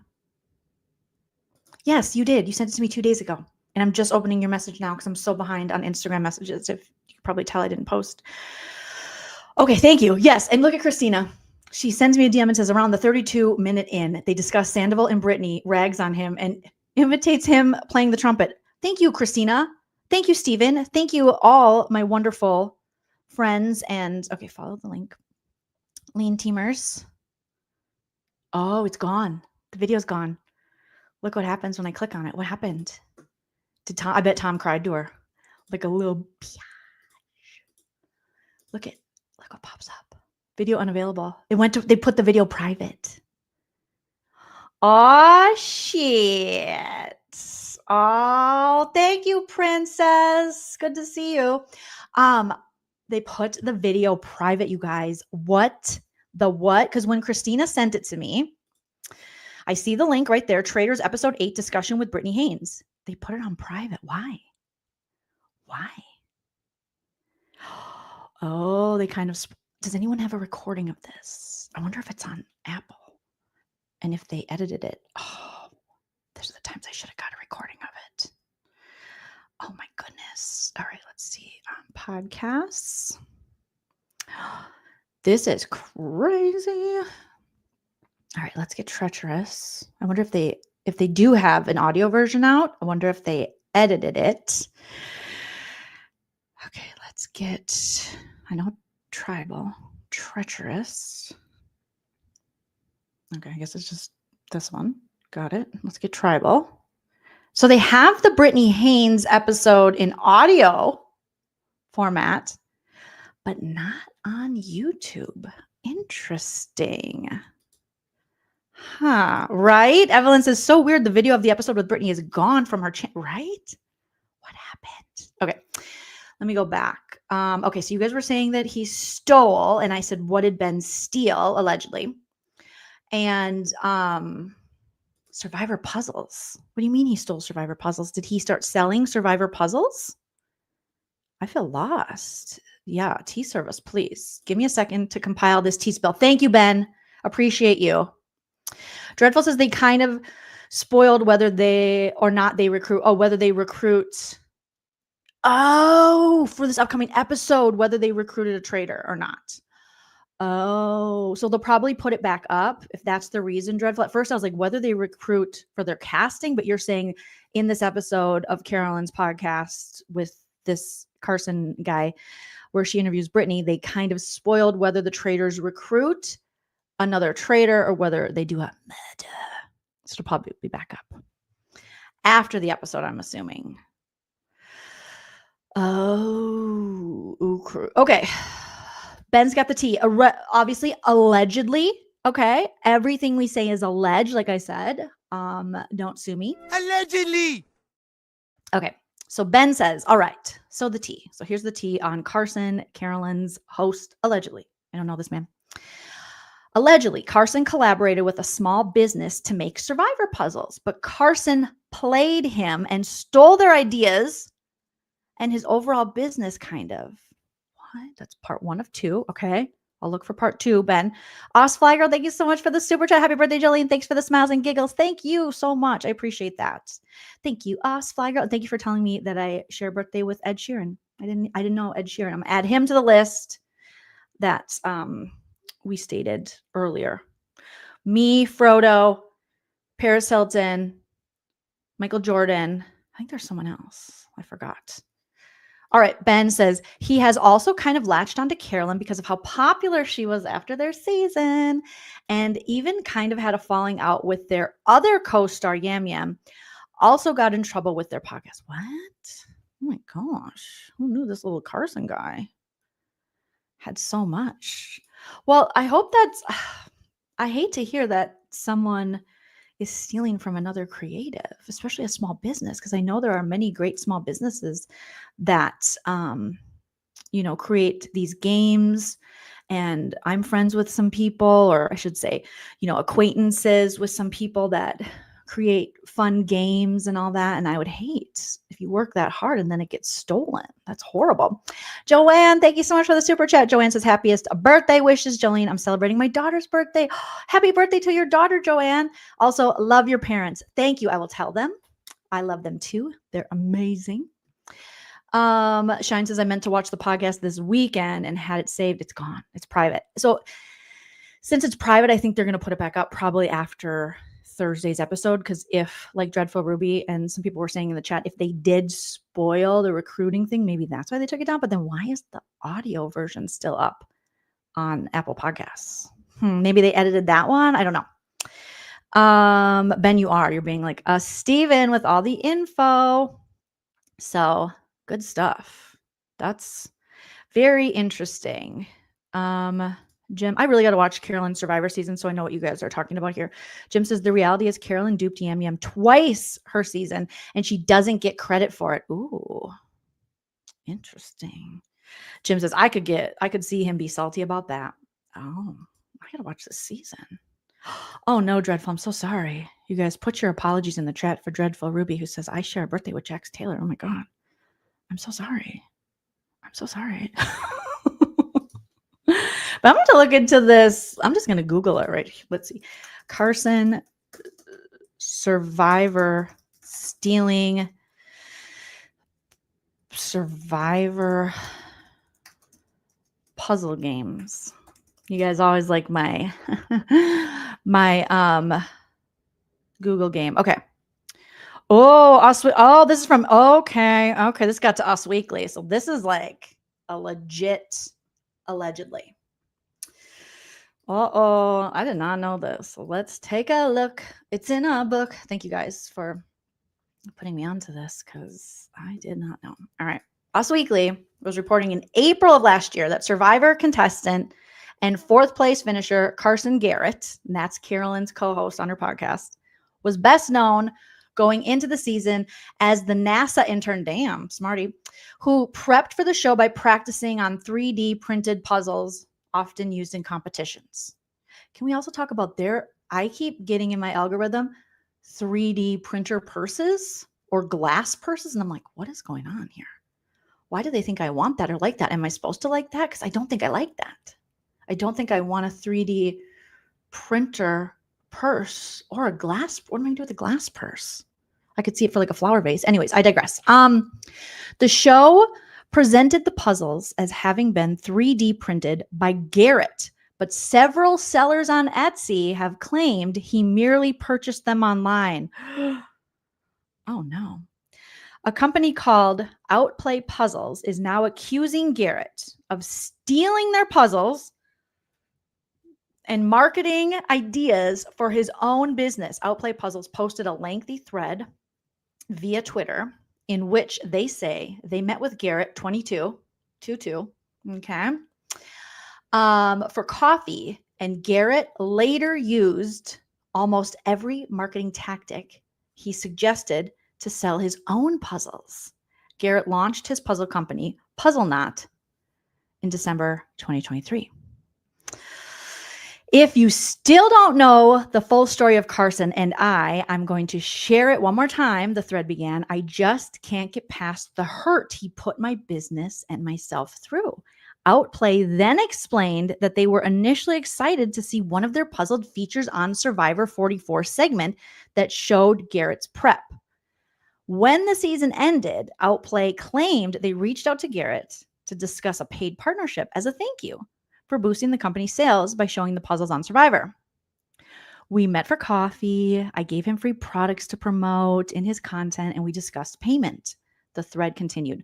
Over the course of an hour, he asked tons of questions about how I run and promote my business, how to promote my puzzle, etc. I answered honestly because I thought he was a friend. Ugh, it's a regular LA friendship. Yuck. Ew. Outplay alleged that Garrett launched Puzzle Knot 1 month after their coffee meeting, selling 2 of my most popular puzzles, a question he made sure to ask at lunch. When Outplay tried to congratulate him and ask about how this affected our partnership, they discovered that Garrett had blocked them on social media. Oh my Lord. During his launch, he used almost every marketing tactic I mentioned in the meeting, full campaigns I designed from my store that he's now taken for free, Outplay claimed. He did an Insta Live with Carolyn. Oh no, Carolyn. To specifically say how much he hated the puzzles I sent to her for free earlier. Why would he say trying to get him off the track? So not only are you allegedly going to steal the puzzles, but then you're going to go and say that their puzzles suck? Sir, grow up, 22-year-old, allegedly. Carolyn competed alongside Garrett in Survivor 44 as part of the Tika 3 Alliance. She placed 3rd. Carolyn replied to Outplay's threat in defense of Garrett, posting, I'm sorry, but you have no idea how hard Carson works. Oh, Jesus. Are you kidding me? You go online demonizing him? It's none of your business how he runs his business. He's not copying your puzzles. Oh, God. These are all puzzles inspired by a show that we love. Oh, God. Outplay is not alleging any illegal activity on Garrett's part, but noted that allegedly unethical practices and the deceptive way in which he got the literal handbook on how to run a business like mine. Us Weekly has reached out to Outplay Puzzles and Garrett for comment. Oh, goodness. Right? It sounds sneaky.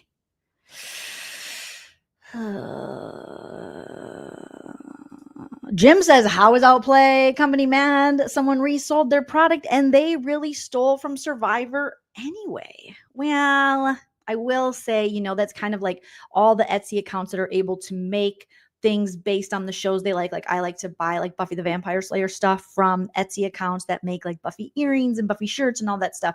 So, but it's like their spin, their version of it. So I will say, I get what you're saying, Jim, but I still think it's a little weird. Yes, that's what I was thinking. Another motherly mom. Carolyn, please, baby girl, you do not have to defend these men doing bad stuff. Like, let him, face the music, as they say, but not Tom Sandoval's music. No one deserves that kind of punishment. Husky Mama, I'm with you. The only thing I trust are my fur babies. I am with you. I don't know if I'm ever going to leave my sectional again now. Out there are these people just stealing your ideas. Liz says Harry Potter, not a Harry Potter wannabe. Susan says, in getting Tom Schwartz vibes, Boy Next Door turned bad, plays the Joker card too hard. Ooh, Susan, good read. Casey says, same with you on the Buffy Etsy accounts.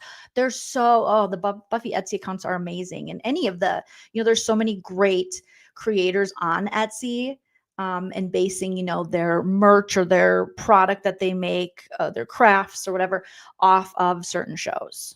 So thank you, Donna. I appreciate that. Happy birthday to you on the 24th. I'm like, what day is it? It's my birthday. Hello. 17th. So not long until your birthday. Oh, don't say it, Dreadful Ruby. No. I can't have another LVP. I really loved LVP. Carolyn is giving LVP vibes, defending all the problematic men. Oh, Carolyn, you don't have to do that.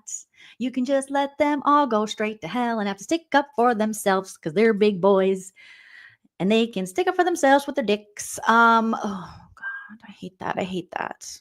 Maybe we can just, share the information with our fellow women saying, hey, it's not our job to raise and change toxic men or to take up for them. Just let them toxify. Even the ones you love. Sometimes you got to let them just sit there and shit the bed in public. Sometimes. Oh my goodness. Well, hopefully soon enough, we will have the show back up. The episode, Carolyn's episode. Yesterday, I know that tomorrow, I think, right? You guys, tomorrow they're going to get some I think some Blake Lively thing is coming out tomorrow because I was watching yesterday. I was watching Zach Peter and Donna Bowling. I think that's her last name, Donna, Daily Dose. And Zach Peter, obviously our friend Zach Peter, and they are really covering this Blake Lively and Justin Baldoni. And they got, apparently creators are getting stuff sent to them.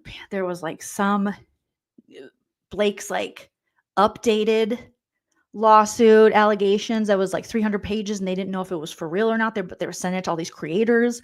And so I saw oh my God, there's 9,000 people and they were talking about this and possibly other actresses. It was kind of confusing the way it was written or alluded to because they weren't necessarily naming names. They were just saying the accounts, the allegations, I should say, against Justin Baldoni. So the way they were reading it, it read almost like there's 3 accusers now because, Blake's team keeps saying, I think that there's more coming out that's going to kind of bury Justin Baldoni. But then it seemed like one of these allegations was still Blake Lively for the, sexual harassment stuff. So we'll see tomorrow if anything drops, but it's getting so wild.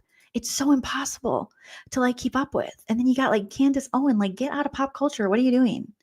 What is going on?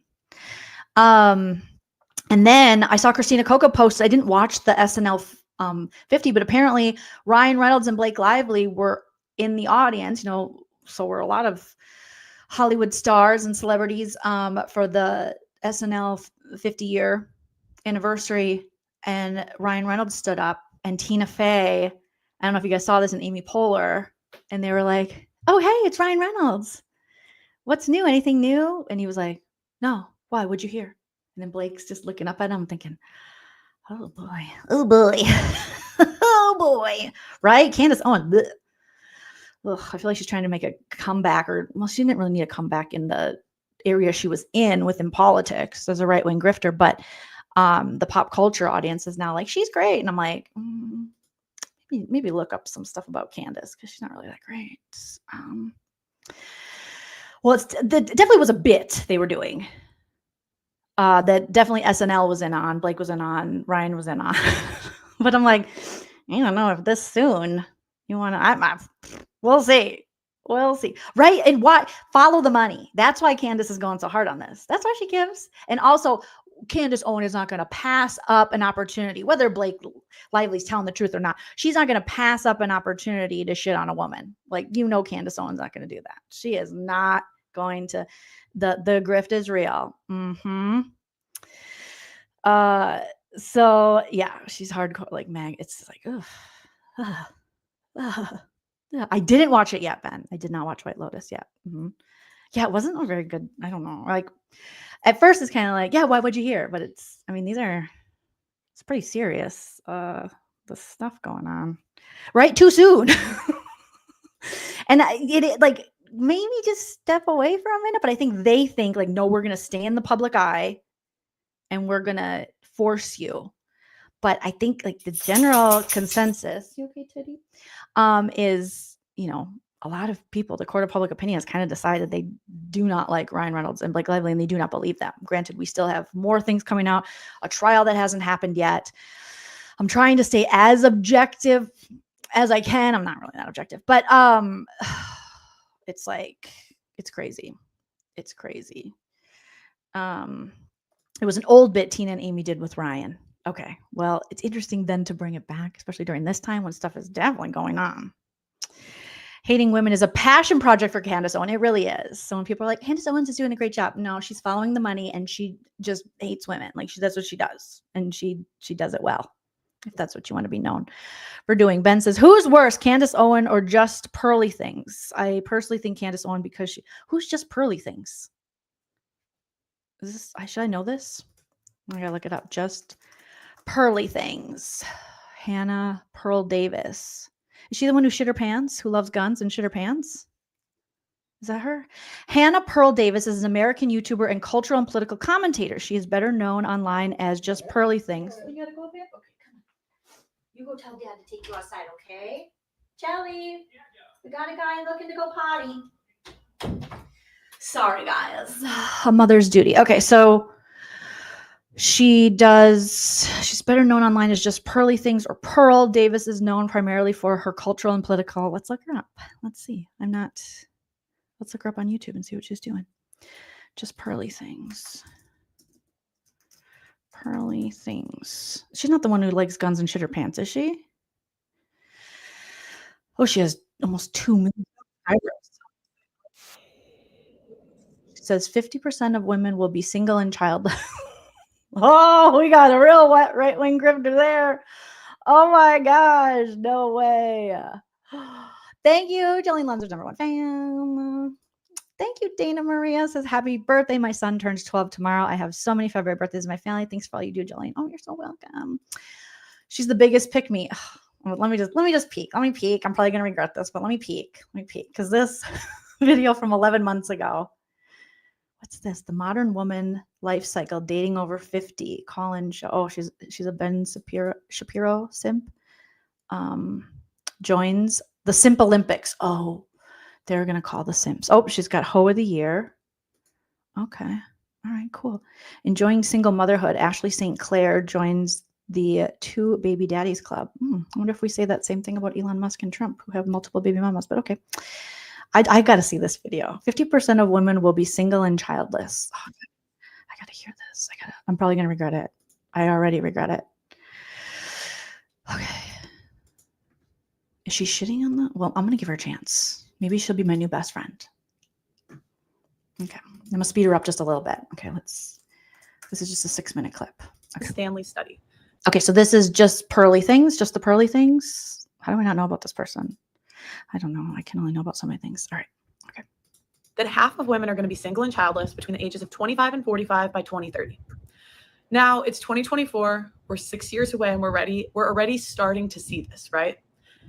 And I had somebody recently say to me that he just expects to be a single parent because that's the way the world is going. And even though this is kind of a gloomy outlook, I couldn't help but think he was right. And the reason that I couldn't help but think he was right is I'm already starting to see it. So let's say half of women don't marry, don't have kids, okay? Okay. What happens to the other half of the women? They die. Let's say that, let's be generous here. Okay. Half of the women that have kids, let's say a third will be single mothers. I think we all could agree, on both sides, that's probably about true. Now, let's say the 2/3 get married. Okay. Now, we know that half will divorce. So then you take out that half. Got it. So much math. Now you have the third of the half, which is like, I don't know, 15, 20%. Let's just say 20% of women. Okay. No, that's too high. Let's say 15% left that stay married. Mm. We know a quarter of marriages are sexless. I would argue that's on the low end. So you take out a quarter. Is that like a real fact? Like a quarter of marriages are sexless? Is that a real fact? I know there's like 50% divorce. Well, that could explain the 50% divorce then. I mean, that's maybe 5-10% of people that are married. And it's really interesting because I'm going to keep seeing the cope, right? I'm going to keep seeing everybody say, return to traditionalism, return to traditionalism. But don't confuse this with being my hope. This isn't what I hope to happen. But what seems like, and every indication is showing that it's going to happen. What? We've liberated women to the point that they don't need men. They're given jobs we don't deserve. We're overpaid. Yes, that every day I wake up, I'm like, God, I'm so sick of giving this job I don't deserve. And who is paying me so much? I am so tired of this. All right. Where is my Handmaid's Tale red dress? All right. This is ridiculous. Too many rights. And we're given government incentives to leave. Oh, right. All the government incentives to leave. I don't know. The government, I don't know about you guys, but they're like, excuse me, Jolene, if you leave your husband, have you heard of WIC? Okay, no, Trump's taking that away. Okay. You want some cheese? And I'm like, I do love cheese. They're handing out government cheese for all the bitches that leave their husbands. So many women have chosen to do that. So far, she's a fucking genius. You know, I'm guessing about a quarter. I just love this idea that the government's just like, hello, are you married? I got some incentives if you leave your husband. Okay. If you want to be a single childless bitch, I got some things for you. All right. We're going to give you some cheese and some lottery tickets. Good luck, ho. Of women by 2030, maybe 2035, will be doing sex work to some capacity. Oh God, not sex work. She's just predicting. This is just the plot of The Handmaid's Tale. I think you could argue it's already that high with the rise of OnlyFans, but we all know that academia is always going to censor information that makes women look bad. Yes, because the world protects women under a patriarchy, 100%. Like, women are protected. That is what the definition of patriarchy is, right? Like, the patriarchal society structure, the women reign supreme, and everything's built around. Wait a minute, just a second. Check her nose for drugs. I don't know about that lady. This is kind of funny, you guys, because you see it in real time. Whenever I say any information that makes women look bad, the gut reaction is, one, what did the men do? And two, something that excuses the behavior. For example, if I talk periods. You know me, right after I do a good crime, some horrible behavior, a good murder, if you will, I'm just like, well, I'm menstruating, so get over it. About women making bad choices. What do you guys do? What does the simpery do? Oh, it's the culture's fault. Oh, it's feminism's fault. It's never the woman's individual choice. Now, what does that tell us? We actually live in a culture that doesn't shame women for doing any of these decisions. You see female single mother influencers on the right. And that's the other thing. It's interesting because everyone's trying to pretend marriage isn't dead. But even amongst conservative influencers, many have been married. Why do people care if marriage is dead? Is it your marriage that's dead? Like, why do you care? What is there like? Is there like big marriage? Are they paying? Because I'll jump on it if we're getting money here. Like Pearl Necklace is getting here. Is big marriage paying? Are they doing advertisement like Ryan Reynolds Mint Mobile? Because I'll jump on that if that's what's going on. But I love how marriage is dying. What? Marriage is dying? You mean traditional marriage? Oh my God, we got to stop this. Married multiple times. Many are divorced. Like the president and Elon Musk? There's single mothers in there. So, like, what the president and Elon Musk have? A women of baby mom, like a bunch of baby mamas and women who are now single or married to someone else because they're not with them. Even on the right, we can't preserve it. Yeah. Doesn't seem like. Oh, no. There's some places that are better than others, but across the board as society, it's kind of scary to think about what the future holds. Pearl Necklace has a point here. It is very scary to think about what the future holds, okay? Everyone's just going to be on OnlyFans and using their feet to do sexual stuff. Because the future is going to be not what I wish it to be, but what every stat that you look at shows it's going to be. If you look at, I wish you would show these stats. Where do I find these stats? The dating app stats. I bet it's at benshapiro.com, candaceowen.org/gasm. That's a child joke. Okay, I steal it. Which is the number one way people meet under 30. If you look at the STD stats, it shows women are the ones spreading them. Small percentage of. Well, actually, the elderly. I heard it was the elderly sluts, men and women included. I heard those elderly people are just boning, raw dogging, spreading it all over. That's what I heard. So I don't know. We got to compare stats, Pearl Necklace, because I'm not sure. Percentage of men are spreading them. It's going to be a lot of sex workers, especially if they start pulling away government benefits. Women will run to sex work. I mean, I'm headed there, so yeah. A bunch of single mothers. I mean, well, no, I have gel, so I'm good with my fur babies, yeah. And women sharing men. Oh, not sharing men. Oh my God. Like Trump and his friends shared women, like Trump and his bestie Jeffrey Epstein shared. Oh God, no, I'm scared. Are already sharing men. They may not. Where are they sharing them? And what are they doing? What's going on with this shared? Where are women sharing men? Is this on OnlyFans? I feel like she's watching a lot of OnlyFans. This just feels like porn. I feel like she's getting her research and her stats from the corn sites. Okay? What is it? Porn you? Something. Because this is women sharing women, men sharing men, sharing women sharing men, women sharing men, women. Yeah. Not know. It isn't hit at yet as trans, and we'll see. It or do it publicly, but it's already happening. It's already happening. Right outside her door, probably. There's probably two chicks sharing a dude out. She can't even go outside anymore. She's like, I can't even go to Trader Joe's anymore because it's just two chicks banging a dude outside of my door. It's horrible. And they're not married. And they have children. We look at the future. Ugh. How do you reverse an economy? I don't know. You guys figured out how to reverse racism. I'm sure you can figure this one out. You know what I mean? They can reverse anything. You hear all the whites like this talking about that's racism. And you're like, that's not a thing. Race plus power equals racism. So you can't be racist against the majority. And you guys figured out how to do that. So I'm sure you can figure this one out. Guys, 80% of consumer buying decisions are done by women. Oh my God. Because bitches love to shop. She's got a point. I love shopping. That is so much money. That is billions of dollars spent marketing and selling things to women. Wow. It's all precedented on women. The pink tax. I wonder if she's going to talk about the pink tax. Yeah. I wonder if she'll fight for free tampons, pads, and cups and all the things. Oh, let's see. Being single and them being able to sell stuff to them. Mm. The divorce industry is like billions. It's a huge industry. Really? So will that be reversed anytime soon? Oh. Crazy. And will we stop making these decisions, especially when the right and the left will blame everybody else but them? Probably not. We're dumb. For those decisions. I mean, you know, when I was in high school, I tell the story of me. Yesterday when she was in high school. You know, I threw a little shindig. I got in trouble for it. You know. She was a drinker, hardcore drinker. It's always the ex-party girls that got in trouble. Then they find Jesus. And now we all got to put our beers down. Now we all got to stop doing belly shots. You know, just because you couldn't handle it, pearly necklace. Okay, doesn't mean the rest of us can't party.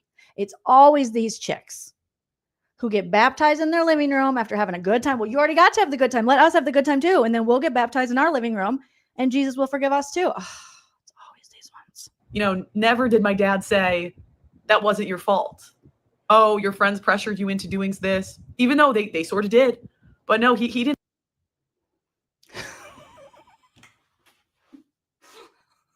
Pearl necklace is funny because she's like, women making excuses for their own behavior. And then as she then goes, yeah, my dad didn't let me, but it was kind of everyone else's fault that I got drunk and slutted out because let's not pretend. Let's not pretend here. I know what's happening. You want to blame other people, but you said, don't blame other people. And then your dad said, you can't blame other people. And you still said, I think it's still other people. He didn't let me. That wasn't an excuse because I made that choice. But did you? If the right and the left doesn't shame women, or I kind of like this chick. She's for woman's choice. I hear what you're saying. I hear what you're clucking, baby chicken. I hear you, Pearl Necklace. She says, let women choose. Yes, I agree. Everything. Whether they want to do OnlyFans, have a lot of children, be super single, women, if they want to share a man, what they want to do with their body. I like where you're going with this. Or at least tell women or not allow women to make an excuse like I was young and dumb. No, you. It's just what you did though. You just said it was your friend's fault and you were young. You're confusing me, Pearl Necklace. Made those crazy choices because you wanted to. So did you. Then it'll just stay the same. Hairy armpits. So it's a little bit scary when you think about the future because if that's what 2030 holds, what will 2040 hold? Oh, God. Let me know what you think in the comments. Well, I think it's going to be a lot of foot stuff. Feet really sell. Okay. Sexy feet stuff. I just think everyone's going to be walking around with slutty feet. Okay. When's 2040? It's pretty soon. I'm excited for it. You guys. Slutty feet era. Yes. I know. Red a party pooper. Yes. Pearl is made for roasting. She is. Where did this girl come from? Where did this woman Like come the video, from? subscribe. I'm not going to do either of those things, but I do want to see what else you got going on, Pearl. Monday through Friday, 3 p.m. Central. What is it right now? She's probably live somewhere. Okay, pearl necklace. Sued for exposing a grifter. Okay, women live in a fantasy world. Okay, feminist tells me men don't take action. Ooh, okay, let's see. Yeah. If you look at the industries that strike and complain, how we're treated. So my definition of feminism is probably the broad overarching definition, which would be wanting equal opportunity and representation for Oh, you bitch. I can't believe you want that. That's horrible. Gross. Ew. women and, you know, Ew. feminine presenting people. I think that we should be equally represented. Uh-oh, not feminine presenting. I think I'm a little masculine presenting. My balls are big. In political and other kinds of positions of power. I think that we should be advocated for in our unique life circumstances and How dare she? How dare she? the things that make us, you know, uniquely feminine. And I think that we need to ensure that women have all the opportunity that men are afforded. Right, Alex. So is your view today that we're not being given the opportunity, that we are? Like, what is your view on feminism historically, and like where is it needed today?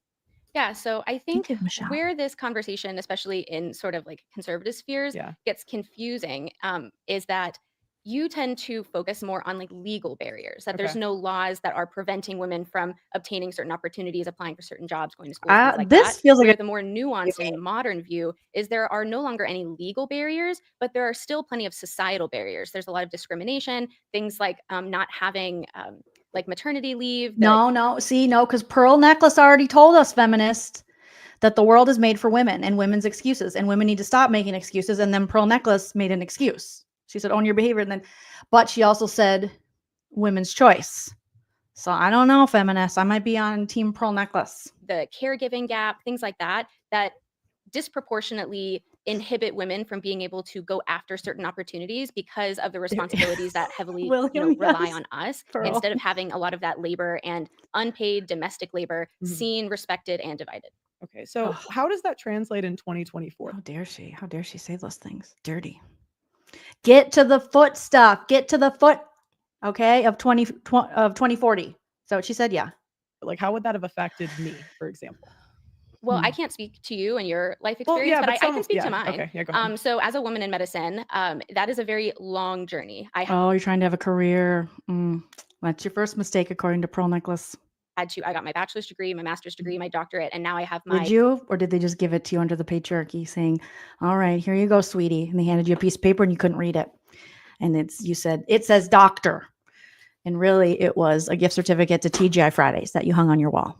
I don't know. They just kind of give these things away with DEI now, so I don't know if she earned it. That's the thing. It could literally be a gift certificate to TGI Fridays, but with DEI, they're just handing out positions to us. So I don't know. I'll have to see this paperwork. Yeah, but just like a guy. Yeah. Right? Yeah. Well, but I'll explain to Okay, you yeah, go ahead, how go it ahead, has sorry. affected me. So, and I'm currently in residency, which is my postdoctoral training. And so a lot Are of you this though? I've needed to dedicate. Are you, or are you just dead at TGI Fridays, like I said? Getting unlimited cherry cokes and twisted chicken and cheese pasta, if that's still a thing. Are you at Ruby Tuesdays at the salad bar and they're telling you you're in an operating room? I don't know. With DEI, you just don't know anymore. 80 plus hours a week to studying, to working in order to be able to have my dream job. And so something like starting a family has needed to be delayed because from a biological perspective, I have to keep in mind that I do have a bit of a time Happy clock, birthday to but your that dad. What the duck? academic path that I've been on has primarily been designed for men, and there's not the opportunities available to me to take pauses and to take maternity leave and to do a lot of the things that women have to do in order to be able to. Good. Bitches want everything, right? It's like, oh my God, how much do we have to give you? to go after the things that we want and get everything we want out of life. And so also there was a lot of times when I was in pre-med where people would be like, oh, are you sure you want to do that? Like, that's a very male dominated field, things like that. And so there was constant doubt being pushed at me from a young age of like, whether or not I should do this, whether or not I could do this. And none of my male peers ever encountered that. And the same thing with like, people would ask me about, oh, but like, what about starting a family? Like, oh, why are you choosing your career over family? And none of my male peers ever had that question. And so from a societal perspective, it's really just the assumption that women can't have both career and family. And it's not true, but a lot of those barriers are because we don't That's allow why God created OnlyFans, so that women could work from home and raise their family. That honestly, that's like in the Bible. our system to accommodate for those needs and the differences that men and women have when it comes to enduring pregnancy, childbearing, childcare, things like that. So you started with academic. How are there barriers in the academic field when the majority of pearl necklace? Does it get interesting? Scholarships in STEM go to women. Oh, ooh, boom, roasted. She got you. She's like, with no facts whatsoever, with no proof, with no receipt. She's like, majority of scholarships go to bitches. So how is there an issue? Boom, done. And there's entire, like, there's women for STEM, like there's entire parts of organizations that are pushing women to go into STEM, and it's really not the same for men. Right. And so I think, again, this goes towards like you have this idea of more strict legal or like actual barriers to access, where I'm talking in a more nuanced way of the timeline that women find themselves in. People. You think Pearly Necklace understands nuance? Okay, Dr. TGI Fridays. Who are already mothers, people who want to become mothers. A lot of it does come down to families and child rearing and the responsibilities that you have to balance both academically and with your family. But even outside of like the family dynamic, just the discrimination that women will experience when it comes to us wanting to achieve these higher level degrees. And I'm sorry, how can women receive discrimination when all the makeup products are made for them? All of them. You guys get all the beauty stuff. So how are you discriminated against? Boom. Roasted. In these more rigorous academic and like professional settings, a lot of people will automatically have doubt that we're capable of doing it. And that comes from like a societal. Who are the people? Like, who was saying this to you? Was it like, how often did this happen? Like, who's saying, is this like, right? Is there like something going on? Like a megaphone? Is there like, is it on the radio? Is it like, you know how when people used to play records backwards, it would say, John is dead, Paul is dead, or whatever? Like, is it like that? Who's saying this? Because I didn't hear those people. I need literal. Okay, the nuance that I need to know. Look at that smug. Yeah, who's saying this? Who's saying this?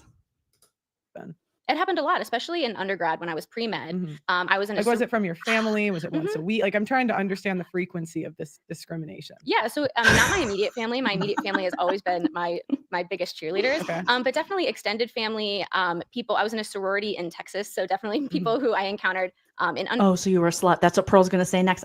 Pearl next will be like, so you were slutty. So you were promiscuous. Yeah, I partied once when I was a teenager. I did a shindig, and my dad found out. And he wouldn't let me blame my friends, even though technically it was my friend's fault, even though women should take accountability, but it wasn't my fault. In undergrad, a lot of my professors and advisors like to be like, oh, you know, this is a really rigorous path to go down. Like, are you sure that you want to? And then I would speak to a lot of my male peers who were like in pre-med, the same track as me. And I'd ask like, has anyone talking to guys?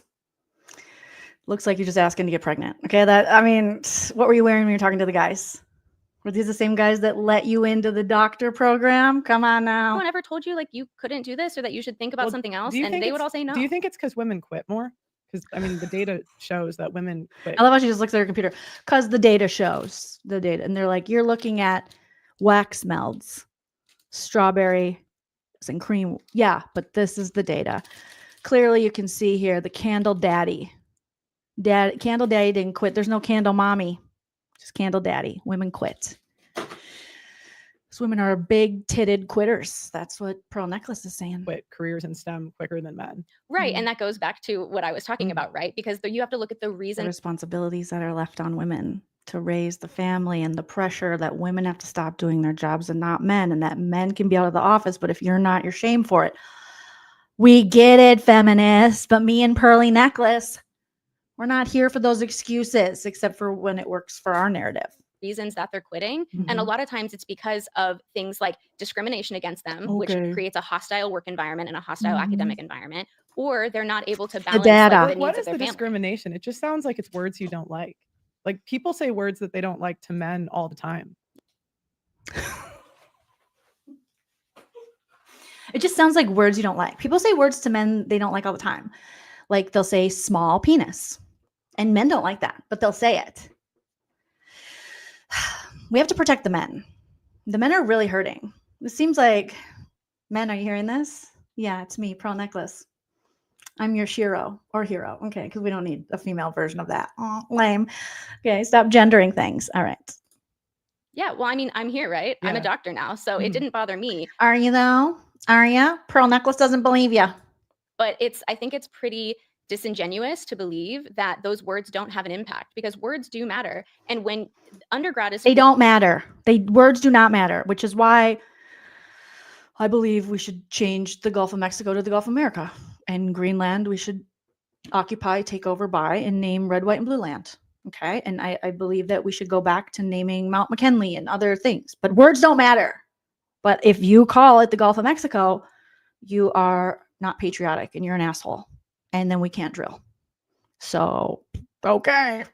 4 years plus. My master's was 1 year. My doctorate was 4 years. And so that's 9 years of my life that I've had to endure people constantly bringing doubt to my ability to accomplish this goal. And I did it anyways. And I'm extremely proud of that. But I also, let me finish. I also don't fault a lot of women. Get her. TGI Friday, doctor. Get her. Let me finish. She's like, I see what you're doing here, Pearl Necklace. Let me finish. Let me finish, you high school shindig party and excuse maker. For giving into that pressure and having those years and years of people pushing that doubt onto them, of course, it's going to seep into a lot of them, and they're going to have that self-doubt because of all of the external doubt that's fed their way. Yeah, but I think the world doesn't care. And men understand when they go into the world that the world does not care about their problems and how they feel. And the problem is women go into a man's world and think that the world should care about how they feel and their problems. See, and I think of it as the opposite way. I don't think that it's good that men's feelings aren't cared about. I think that we should care about everyone. What? It's almost like this bitch is preaching equality, and Pearl Necklace is not here for it. Men should be cared about and women should be cared about. Okay. Okay, hippy dippy snowflake. Okay, liberal. Feelings. I think that we should realize that our words matter, and the way that our words impact. No, they don't, unless you're talking about the Gulf of America or Red, White, and Blue Land. Otherwise, our words don't, or unless you're trying to talk pronouns, or unless you're talking about, making sure it says men's room, women's room, not all genders. Otherwise, words don't matter, right? Impact people matter, and it shouldn't go to like, oh, well, men don't care, so we should just say whatever we want and you shouldn't care. I think it's the opposite. I think that we need to be more compassionate and we need to understand the way that we impact people. And that's totally Could it also be because this is a man's world, this is a man's world, but it would be nothing without a woman or a girl. Okay, sorry. If we have a wish list, but this is the real world and not the way that we want the world to be. And the problem is women go into yes, Pearl Necklace. Yes, this is the real world. There's nothing called progress. You can't change things, just like you can't change the name of the Gulf of Mexico. Things can't change. They can't progress. All of a sudden women were like, suffrage, and I personally am for women's suffrage. I think women should suffer, but allegedly they wanted to vote. And I was like, whatever. And now they're doing that and they're fucking that up. They're voting with their periods and their feelings and their menstrual pads. It's a mess. Go ahead, Pearl Necklace, finish out. Into a man's world and they have no idea how harsh it is and how mean they are to each other. And if you've ever been in a male only dominated environment, like where it's pretty male only dominated. Yeah, but it could have just been male only. But you added dominant to be like male only dominate. So they're only them and they dominate each other. She's talking about gay stuff. That's gay. She's talking about tops on bottoms. It's pretty much all men. There's only one or two. All men, yeah. Dominating each other. Men only. Oh, yeah, that's pretty gay. They're harsher than women are. They're more direct. They speak in a different way. And the problem is women go into these spaces and they think that men should talk like women talk and they don't. Right. Well, again, I'm a dreamer, right? Yeah. I think. Call ICE. Someone call ICE. She's just admitted she's a dreamer. She admitted she's a freaking dreamer. Did you guys hear that? She said it. I didn't say it. She said, I'm a dreamer and I'm in this country illegally. Oh, but she's from the white country. Okay, she's fine. Sorry. But it's not realistic is the point. And I'm basically Pearl's producer. Disagree. I think it's completely realistic to take people's feelings into account. It's called empathy. I think that we need to. That's not real. That's not a thing. You made that up. To promote empathy. I don't think that we should promote such a callous harsh world. I think that we all need to be more kind and compassionate you, to each other. Revos. And I also think that the mental health outcomes of men proves that that's not a good way to endure the world. No, men can handle it. Okay. They grab a Glock or a rifle and they head out into public. Seems to work for them. So I don't know what this bitch is talking about. I don't want to talk about. Revos, thank you so much. Happy birthday, slutty feet. Thank you. Thank you. Right. But Foot good sluts is unite. not I think I need a foot slut emoji. Hope is not a strategy. The way that we want the world to be isn't how it is. So it's really someone tell MLK. Nice and dandy to say the world should be this way, but it isn't.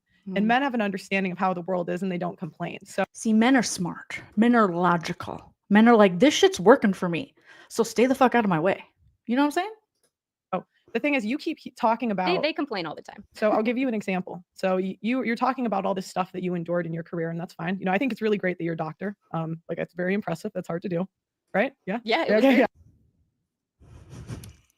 I mean, I think it's probably DEI. They probably just were like, hey, you were probably working at a titty bar or Hooters, and they were like, any of you bitches in here want to be a doctor? We need to fill a quota. How many we got? Let me check my facts. My facts say we need 6 more women. Okay, we'd like the ones a little less busty. We don't want your boobs getting in the way of your doctoring. We'll take her, the long hair, medium boobs, should work. Yeah. To do, yeah. Yeah. So like, I'll give you props. However, oh wow, you're gonna give her props while you're just podcasting. It's like me talking to a doctor and being like, yeah, I mean, I too do pretty amazing things. I turn on my computer and give my stupid opinion, which is just like curing people. Yeah. Mm-hmm. However, you know, when I have a cousin that works on a crab fishing boat in Alaska where a guy dies every single week so that we can get crabs, like literally one person dies a week on that crab fishing boat. Oh my God. Oh my God. Where's she going with this? Oh, in Alaska. I don't have a lot of empathy for people that say these words hurt my feelings and therefore I'm oppressed. They don't complain. They don't well, I would cry about work conditions. They just do that. I'd probably say people weren't complaining while you're dying. You're like, we should fix something. Might be. I mean, if someone's dying every week, maybe there's some OSHA. Maybe you could put a handrail somewhere to hold on. I don't know. I don't know how they're dying. I don't know. I haven't looked into it. Much like Pearl Necklace hasn't looked into stuff, except for her cousin on the crab boat. Okay. Also, crab is delicious. Just do their job. And it's a male-dominated field. Women are not doing those jobs. Mm-hmm. Yeah. So that's called the fallacy of relative privation. So saying those words are just big words you made up. Those aren't even real words. Just like empathy. The fallacy of penile implants. I don't know what she just said. That somebody else has it worse off means that we shouldn't be able to talk about smaller problems. Like that's a fallacy. Okay. Well, we're talking about men's problems. Okay. Okay, sweetie. That's cute. Is this like a period language? Is this what you write in your menstrual blood on the walls right before you quit your jobs? Because women, according to my facts, let me check my data. Yeah, data tells me women spread their menstrual blood. Right. I quit for most jobs. Yep. It's what the data shows. It's what the data shows, you guys. The fallacy. Both things can be problems and both deserve to be talked about. I don't think that it's right that one person dies a week on crab fishing boats. I don't eat crab. I don't think it's necessary. And I'm not saying that we shouldn't fish. Oh, so you don't want people to be able to eat meat. You're one of those. For crab, like whatever. But we shouldn't say, oh, people die all the time in this career. And just because your feelings are hurt, I don't have to care. Like that's not an appropriate way to look at the think world. what I'm getting at is how spoiled it makes people that complain about those things seem when there are men dying to do jobs to give us credit. Says the girl who's not even mediocre at best, sitting there with almost 2 million subscribers, being so spoiled. So spoiled. The girl who couldn't bring herself to wash her hair for this podcast is like so spoiled, but yeah, it gets a big audience. And put different food on the table, or even the number one workplace fatality for men in the Midwest is logging. Yes, I've lost so many lovers to logging. Every time I took a lover, it's why I moved out of the Midwest. Every time I took a lover, it was just like knocked out by the logs. I was just like, the logs keep taking my love. I wrote a song about it. It was like, logging, taking my lovers, quit taking my lovers, loggers. Women can't do it because they got their periods and they're sensitive and they're worried about fake things like empathy. Stop taking my lovers, loggers. I want to raise their babies barefoot and not on OnlyFans or touching dicks with my feet or making money or being single or a single mom. I just want to love my lovers and make him walleye and chicken, wild rice, cream of chicken, wild rice soup, and tater tot hot dish. Logan took my lover. He took my lover. Goodbye, my lover. So, you know, when you're sitting on a chair that's made of wood that a guy died to get here. Oh my God. I know, right? Every time I sit on wood, I get wood. No, I think of all of my dead logging lovers. And I think, how many men died too? That could be why I become so aroused when I sit on a wood chair. I just think, how many men died to make this chair? This is hot. This is explaining so much about my sexuality. Because, yeah, I'm always like, chill, let's hop on a wood chair. And he's like, why? And now it makes sense. Because in my head, I'm just like, how many men died to make this? Here, it makes you look pretty spoiled when we're saying, oh, but people said mean words to me in my career. Yeah, you spoiled TGI Friday DEI doctor. And it's not just you. Like, I think it's just overall females' careers. We're not really dying to put food on the table. We're not dying to build the buildings. We're not dying. We're not dying. We're not. It's not like we're being killed by the men who are doing the logging and the crab.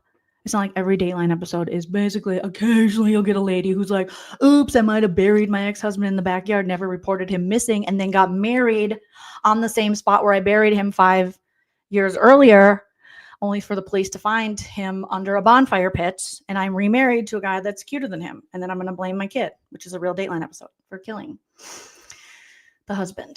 Sarzy, I forgot. I buried him in the backyard and then got married over his grave.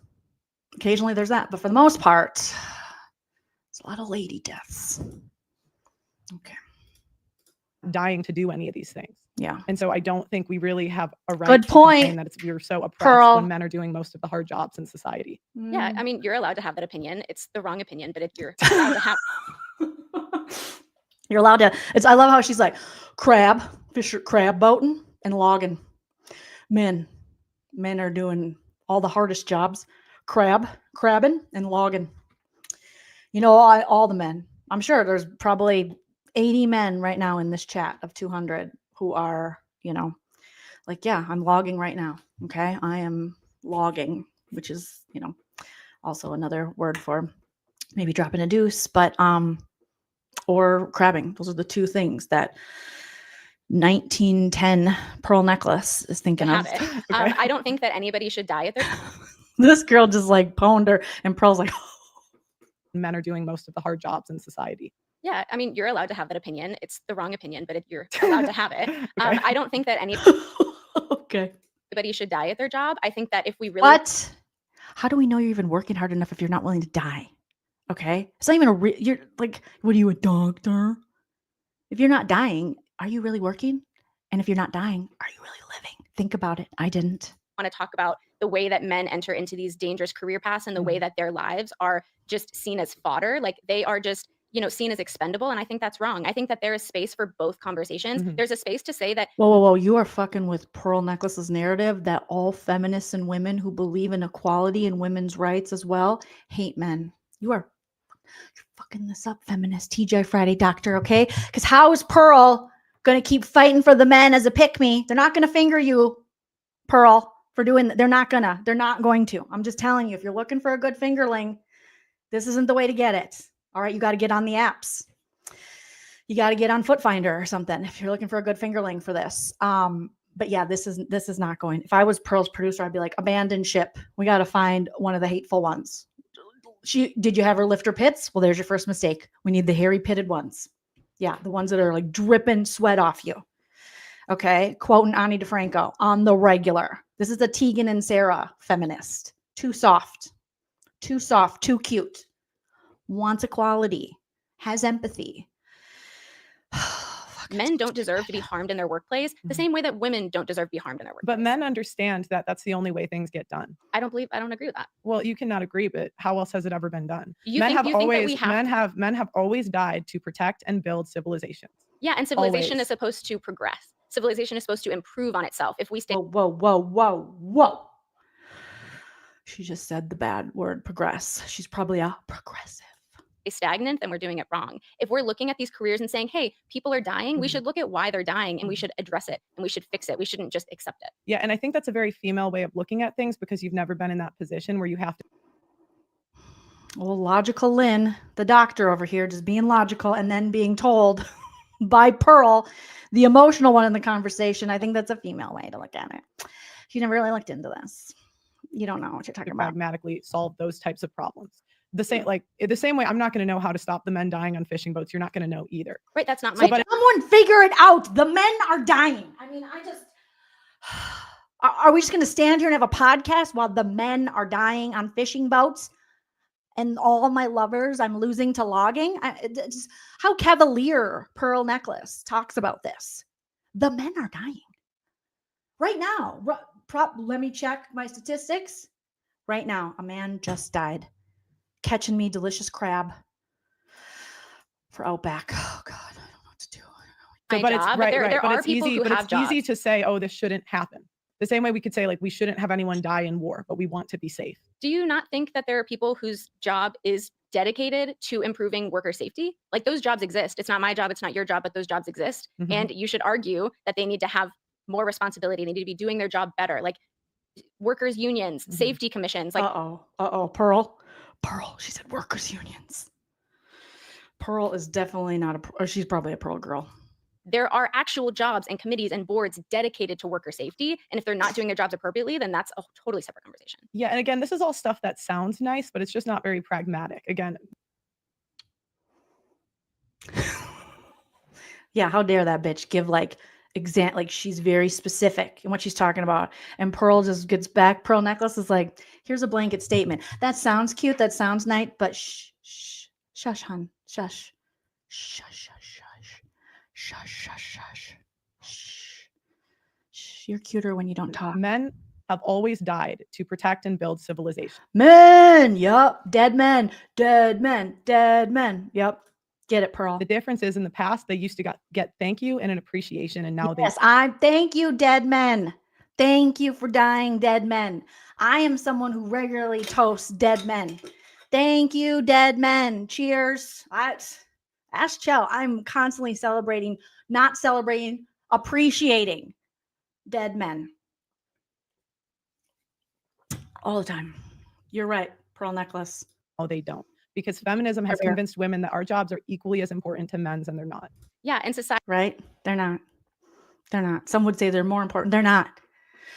Care Bear, thank you for the super chat. Care Bear says, happy birthday, Jolene. Hope you had an amazing weekend. Love you, smooches. Smooches to you. Like, again, the Pearl, I talked to Pearl as her, fake producer. I said, Pearl, this is not going to get you fingered. Okay. And I know that's what you're going for. I know when someone's trying to get fingered. Okay. I have been a lady for a long time, and this isn't gonna get you there. All right. It's going to get you alone with a vibrator. All right. The only reason society exists is because it is built on the backs of the unpaid and unrecognized labor of women. Sure, men have died in war. Ooh, how's Pearl going to get out of this one? Ooh. Men have died in dangerous jobs. And I would argue that if women were in charge, we would have less war and we would have less death. But that's a whole. Women have waged more war in the last 500 years than they were rulers. Yeah. And you also have to look at who they had as their representatives and for their counsel, because this has been like highly studied that it wasn't necessarily their individual choice. A lot of it. Wait. Let me check the facts. Let me check the Carfax.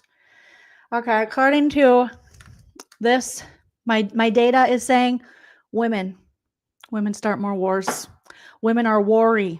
They get to that time of the month. They're irrational. They're hormones. It's like, I have a baby. My boobs are leaking. Let's go blow up a country. You hear? It's like tale as old as time, song as old as rhyme. Like, duh. Out of it was like pressure. Right. Whenever women make a bad decision, women have the privilege of blaming it on someone else, where men have to take the fall. Yeah, exactly. Thank you, Pearl Necklace. Just like when you had the shindig and you were, taking back some tequila, some Boone's Farm, and then Daddy found out. You were like, but Daddy, it was my friends. My friends made me do it. My friends made me gulp the alcohol and then gulp the balls. What? Daddy, no. No. Interesting perspective. I disagree. So going back to, do you agree that men do most of the most difficult and needed jobs? Do you agree that men are more important in society and do more of the difficult jobs, and women just lay on their backs and should not have a voice or a perspective, even though my whole career and existence is based on me having a platform and a voice? Do you agree with that? Does that seem like the sort of thing you think you might be into? And B, do you know any men who are looking to finger in society? No. Okay. How would society keep running without men doing the infrastructure jobs like logging, fishing? Again, who's gonna log? Where are my goodbye, my logging lovers? Goodbye, my logging friends. Goodbye, my this reminds me of one of my little logging friends. Goodbye, my loggers. Goodbye, my lovers. Yeah. You know, people don't talk about the loggers enough, you know, or the dead men. Pearl's right. Trucking. Oh, do you mean like in the world wars when men left and women took over those positions and we ran the entire country and took over the jobs that you say that Liar. No, we just laid on our backs. We ate bonbons and we bled everywhere and bought high heels. Everybody knows that's history. Pearl, here, I got you. I have the stats on that. It looks just like a Kleenex, but here it says women are evil and did nothing. Yeah. Did you see that from watching A League of Their Own? You really think they let the women play baseball when the men were at war? Is that what you think? You thought that was a real thing? Okay. You think they were logging? You think women, what were they carrying it with their tits? How were they logging? We're not as strong. say that we couldn't? No, they didn't take over the majority of the jobs. We did. They did. They took over factory positions. They didn't. The earth is flat and aliens did it. And we know that. Okay. Who doesn't understand that we brought men, spacemen. Okay. When we were faking the moon landing, some spacemen showed up and we're like, what are you guys doing? We're like just faking a moon landing. And they're like, hey, when you're in wars, call us though. Call us. We're up just upstairs. We're your neighbors to the north, not Canada. But you know, oh, sorry. Sorry. Just call us. We'll come down and we'll take the man's jobs. Okay. That's how we got illegal aliens. This is history. I don't understand what this chick is talking about. We took over the positions that men They were left. not doing the electrical. They were not doing the plumbing. They were not building the buildings. They were not. There are women Ew, plumbing, poop, gross. No lady plumbers. We don't touch dookie except for when we're changing diapers or cleaning up after drunken husbands who shit themselves. What? Logging lovers. Electricians. There are women plumbers. Like there are. Where are they? Where? In California? Okay. Females in all of these positions. There are. No, my statistics say no. That's not true. Is it the majority? No, because so it's not the majority. Because you have to take into the historical perspective. No. What is stopping a woman today from being a plumber and electrician? Or a logger or a crab guy that's going to die? As I said, discrimination. Why there's just because you say it doesn't make it true. Style workplaces because listen, men aren't comfortable, but yet they still do it. They still die in logging and they still die to give us our juicy crab with butter. You know, that's why Red Lobster went under, because they're all dying. They are made to feel as if they don't belong in those spaces. And why would you want to exist in a space where you're constantly made to feel like you shouldn't be there by the men in those positions? So men will make women feel like they don't belong there and then complain that women aren't there. So what's your evidence for that? What's my evidence? Yeah, for what's that? your evidence? What's your evidence for that? Because I'll tell you, this metal straw is my evidence for why plastic straws should still exist.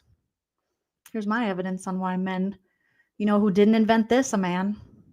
It's a woman. Only a woman could invent something so evil. Yep. Proof. For that. Oh, they've studied it. They've studied like workplace discrimination. Whoa. Pearl Necklace has shown no evidence all podcast, but now she's like, show me your evidence, TGI Friday Doctor.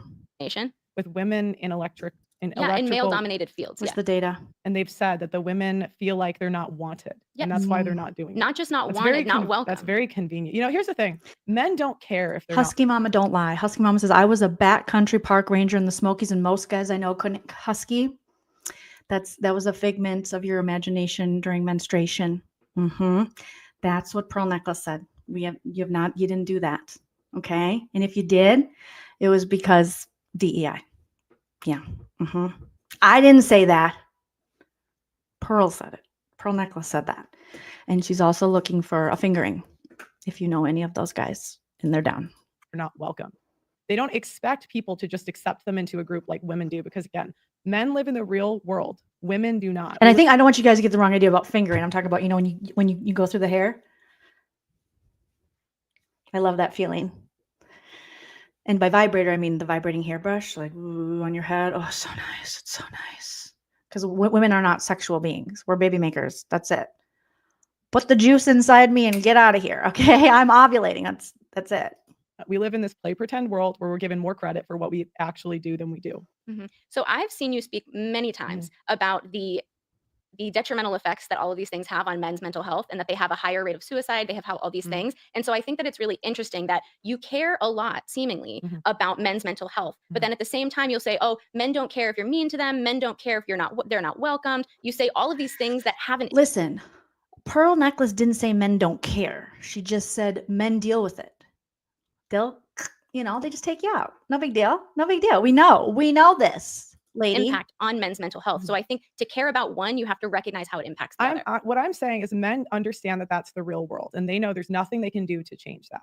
Women go into a man's world, and they expect to be given special treatment and privileges. They expect to be the new guy in a company and feel welcome. It's not abnormal. Just like you going into this right-wing grifter pick me platform, and you expect all the men to be like, come on in. You can come on the Rogan Experience, which you've probably been offered. Well, for men to haze somebody in a new group, you might say that's wrong, but it's not abnormal, and they don't come. Some would say it's wrong to hold someone down against their wishes, but it's hazing.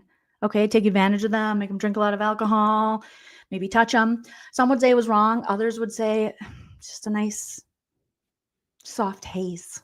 Don't complain. They don't. You guys love that Taylor Swift lavender haze, but we can't haze people anymore. My God, bring a book. Life is boring. Strike. They don't protest. They just accept it. Men don't protest. No, someone better tell my dad.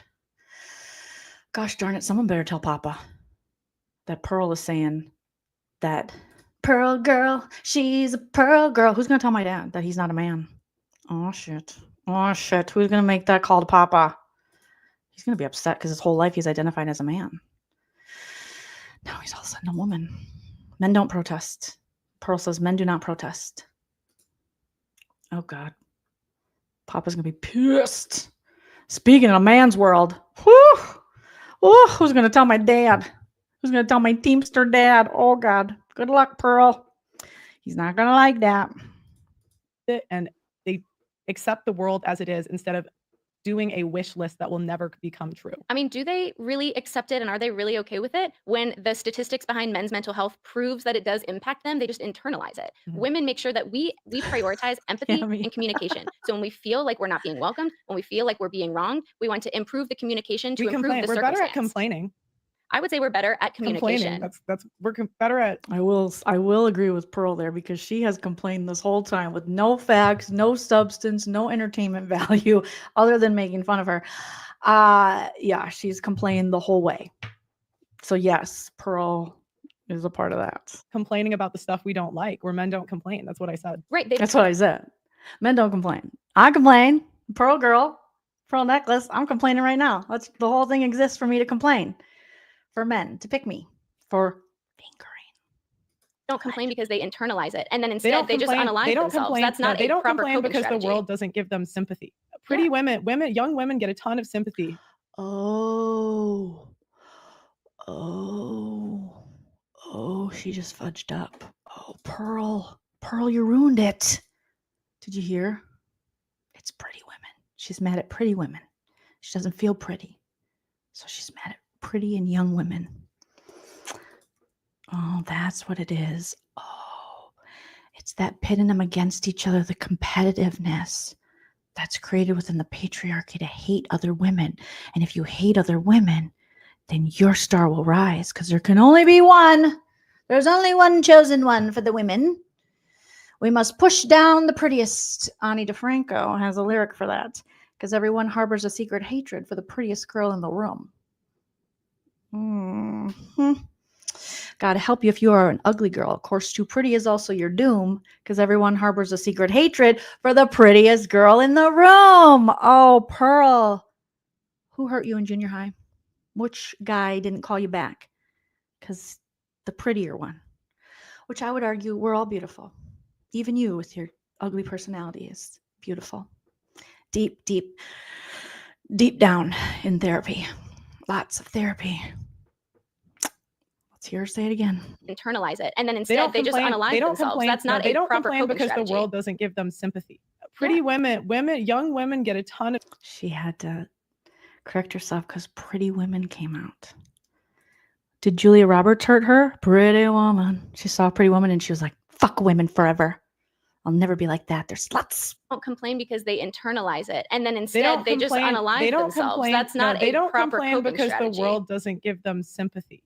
Pretty women, young women get a ton of sympathy on the internet complaining about their problems. It's why they're giving. Youth is beauty, money is beauty, hell, beauty is beauty. Sometimes it's the luck of the draw, it's a natural law, it's a joke, it's a crime. And I was born and you were born. It was a meeting of the minds. Now it's 3 in the afternoon and I can't leave too soon saying thank you. I had a nice time. Take me home and leave me there. They want to cry, I don't know why. They want to sing myself a lullaby. Feel free to listen. Yeah, feel free to stare. Oh, I think Pearl's an Ani fan. I really do. They're given 10 times the funding for breast cancer research instead of. Yeah, these bitches with the cancer in their tits. They just get so much attention, right? Prostate cancer. Yes. Cheer dead men, pay more attention, and prostates. Get your finger up there. Figure it out. Find a cure. Jeez. Because people care about women's issues. People do not care about men's issues. I disagree. Well, do they care about women's issues and breast cancer, or have they just found a way to market it that prostate cancer hasn't been able to do? They put the pink ribbon on it, which, speaking of stolen, there was a woman that created that breast cancer ribbon that then I believe was stolen by allegedly the Susan G. Colemans and them. But she would just create that for some awareness.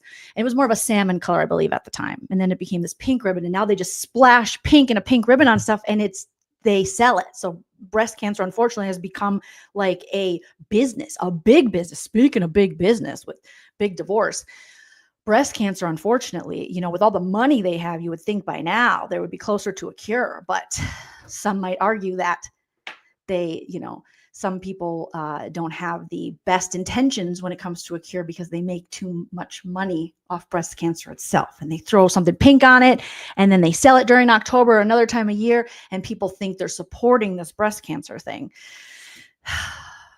Oh, sorry. Back to Pearl's producer. Yeah, screw you. Why? Why do I disagree? You could say you disagree, but that's not an argument. I mean, your arguments are just like, oh, that's silly and I live in reality. Like, yeah. Those are great arguments. That's when I'm wrong. I just go, stupid idiot. That's what I do to my dad's friends on Facebook. I said, shut up, Bruce, you fucking loser. Loser, Bruce.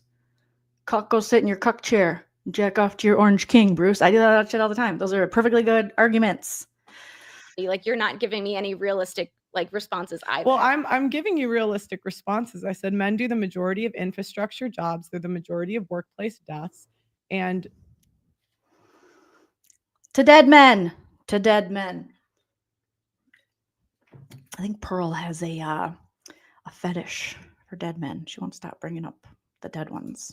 So based on those two stats, they have a harder work environment and they complain less. Yeah. If you look at the industries that strike and complain, it tends to be female. Oh my God. She is really going after Papa's manhood. And Teamsters. There are a lot of bitches on these Teamsters, according to Pearl Necklace. If you look at the people that strike and cause a big ruckus, it's these female Teamster truck drivers like my dad. Wow, Papa. Oh my God. Somebody's got their labia in a bunch over there, okay? Quit complaining. Stop it. Oh, jeez, Papa's not going to like this episode. He's not going to watch it. Dominated industries because women are better at complaining. No, they want to do less of the work and they want more of the credit. Yeah. I mean, clearly, look at Pearl. She's done no work into this podcast or this interview with no data to back her up, no good arguments. And yet she wants all the praise and all the subscribers and all the money. And she wants this woman to recognize she won the argument by merely complaining. Credit. We care about how we're treated, as men should care how they're treated. And they do No, care, they men just don't care. internalize it. Just because they don't take action doesn't mean that they don't care. Well, thank you very much for coming on. This was fun. I don't think she knows what fun means. You want to tell them your socials? Go ahead, bitch. You want to complain over there and send them over there? Look at her. She's like, oh, this was fun. You're clearly just a dumb lady, and men are very logical and built infrastructure and are dying by logging and crabs. Crabs are eating their faces. Your social media where they can find you. Go ahead. Yeah. So You want to share your OnlyFans? Go ahead. Share your OnlyFans. Go. We got a foot finder. Go ahead. you can find me primarily on TikTok. I'm Dr. Bronte, Bronte, like the Bronte. I'm gonna find her right now just so I can give her all the love. I mean, sorry, Pearl. I mean, hate. Just gonna hate her. Dr. Bronte, TikTok. I'm gonna tell her that I think she did a great job dealing with this dumb fuck. Okay, Dr. Bronte. Oh, let's see. There she is. Okay, Dr. Bronte has 602,000. I think she's gonna be okay. I'm gonna follow you. Everyone, go give Dr. Bronte. So it's Bronte Remsick. Just search Dr. Bronte, Bronte, and find her. And I'm going to follow her because I hate her. Bronte sisters. And then on Instagram, I'm at Be Kind and Curious. How dare be kind? Oh, okay, snowflake. I'm going to follow her. Be kind and curious at only for research purposes. Pearl necklace. Be kind. And oh, there she is. Okay, as you can see, I'm only following for research purposes only. And look at that. My lady love, Christina Coca, is already following her. Of course she is, because Christina is an icon. But just for research, okay?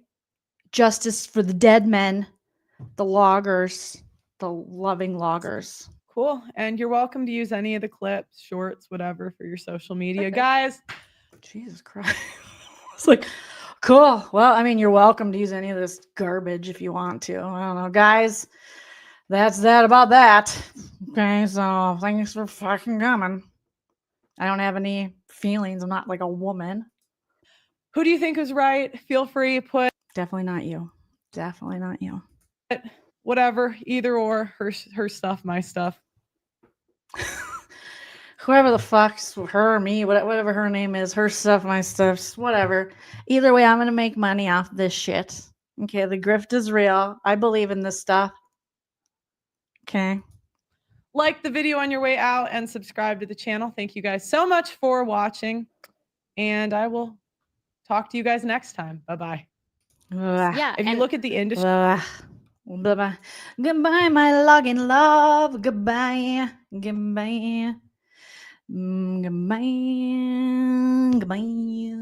Goodbye. My brother's calling me. I gotta go, you guys. Goodbye, my lovers. Okay. Wow, that was fun. That was fun. Let me know, you guys. Just whatever. If I can like the video, don't like the video. Who was right? Me, her, or the other her. Leave it in the comments. Thanks, HFG. Thank you for the happy birthday. I don't want to be too excited. I just want to be like aloof. No feelings. Whatever. You guys were here. Cool. Doesn't matter. Or does it? It does. But like whatever. Fucking do it. Don't do it. Fucking women are emotional. Infrastructure. Dead loggers. Dead crabs. That's what's up. Don't kill the crabs. So yeah, hit the like on the way out. Let me know if you guys want me to do more of this Pearl stuff. Thank you for all the birthday wishes. Obviously, I really appreciate it. But yeah, I like don't even care. But thank you so much. I love you guys. But yeah, like whatever. Not like emotional, like a girl. Gross, you guys. I just will myself out of bleeding every month. I say don't do it, and then it just doesn't do it. It's just like if you're strong enough, yeah. So let me know if you want me to roast this bitch some more or not. Whatever, it doesn't matter. Hit that like on your way out. Thank you guys so much for the birthday love and all of the super chats and all of the comments. You guys are amazing, wonderful, beautiful pumpkin spice babies or whatever. Whatever, you guys. I'll be back with another No Offense, All Offense tomorrow. We have a fun week of tons of content, but like whatever. It doesn't even matter. So like enjoy yourself. It's later than you think or not. Whatever. Bye. If you like what you see.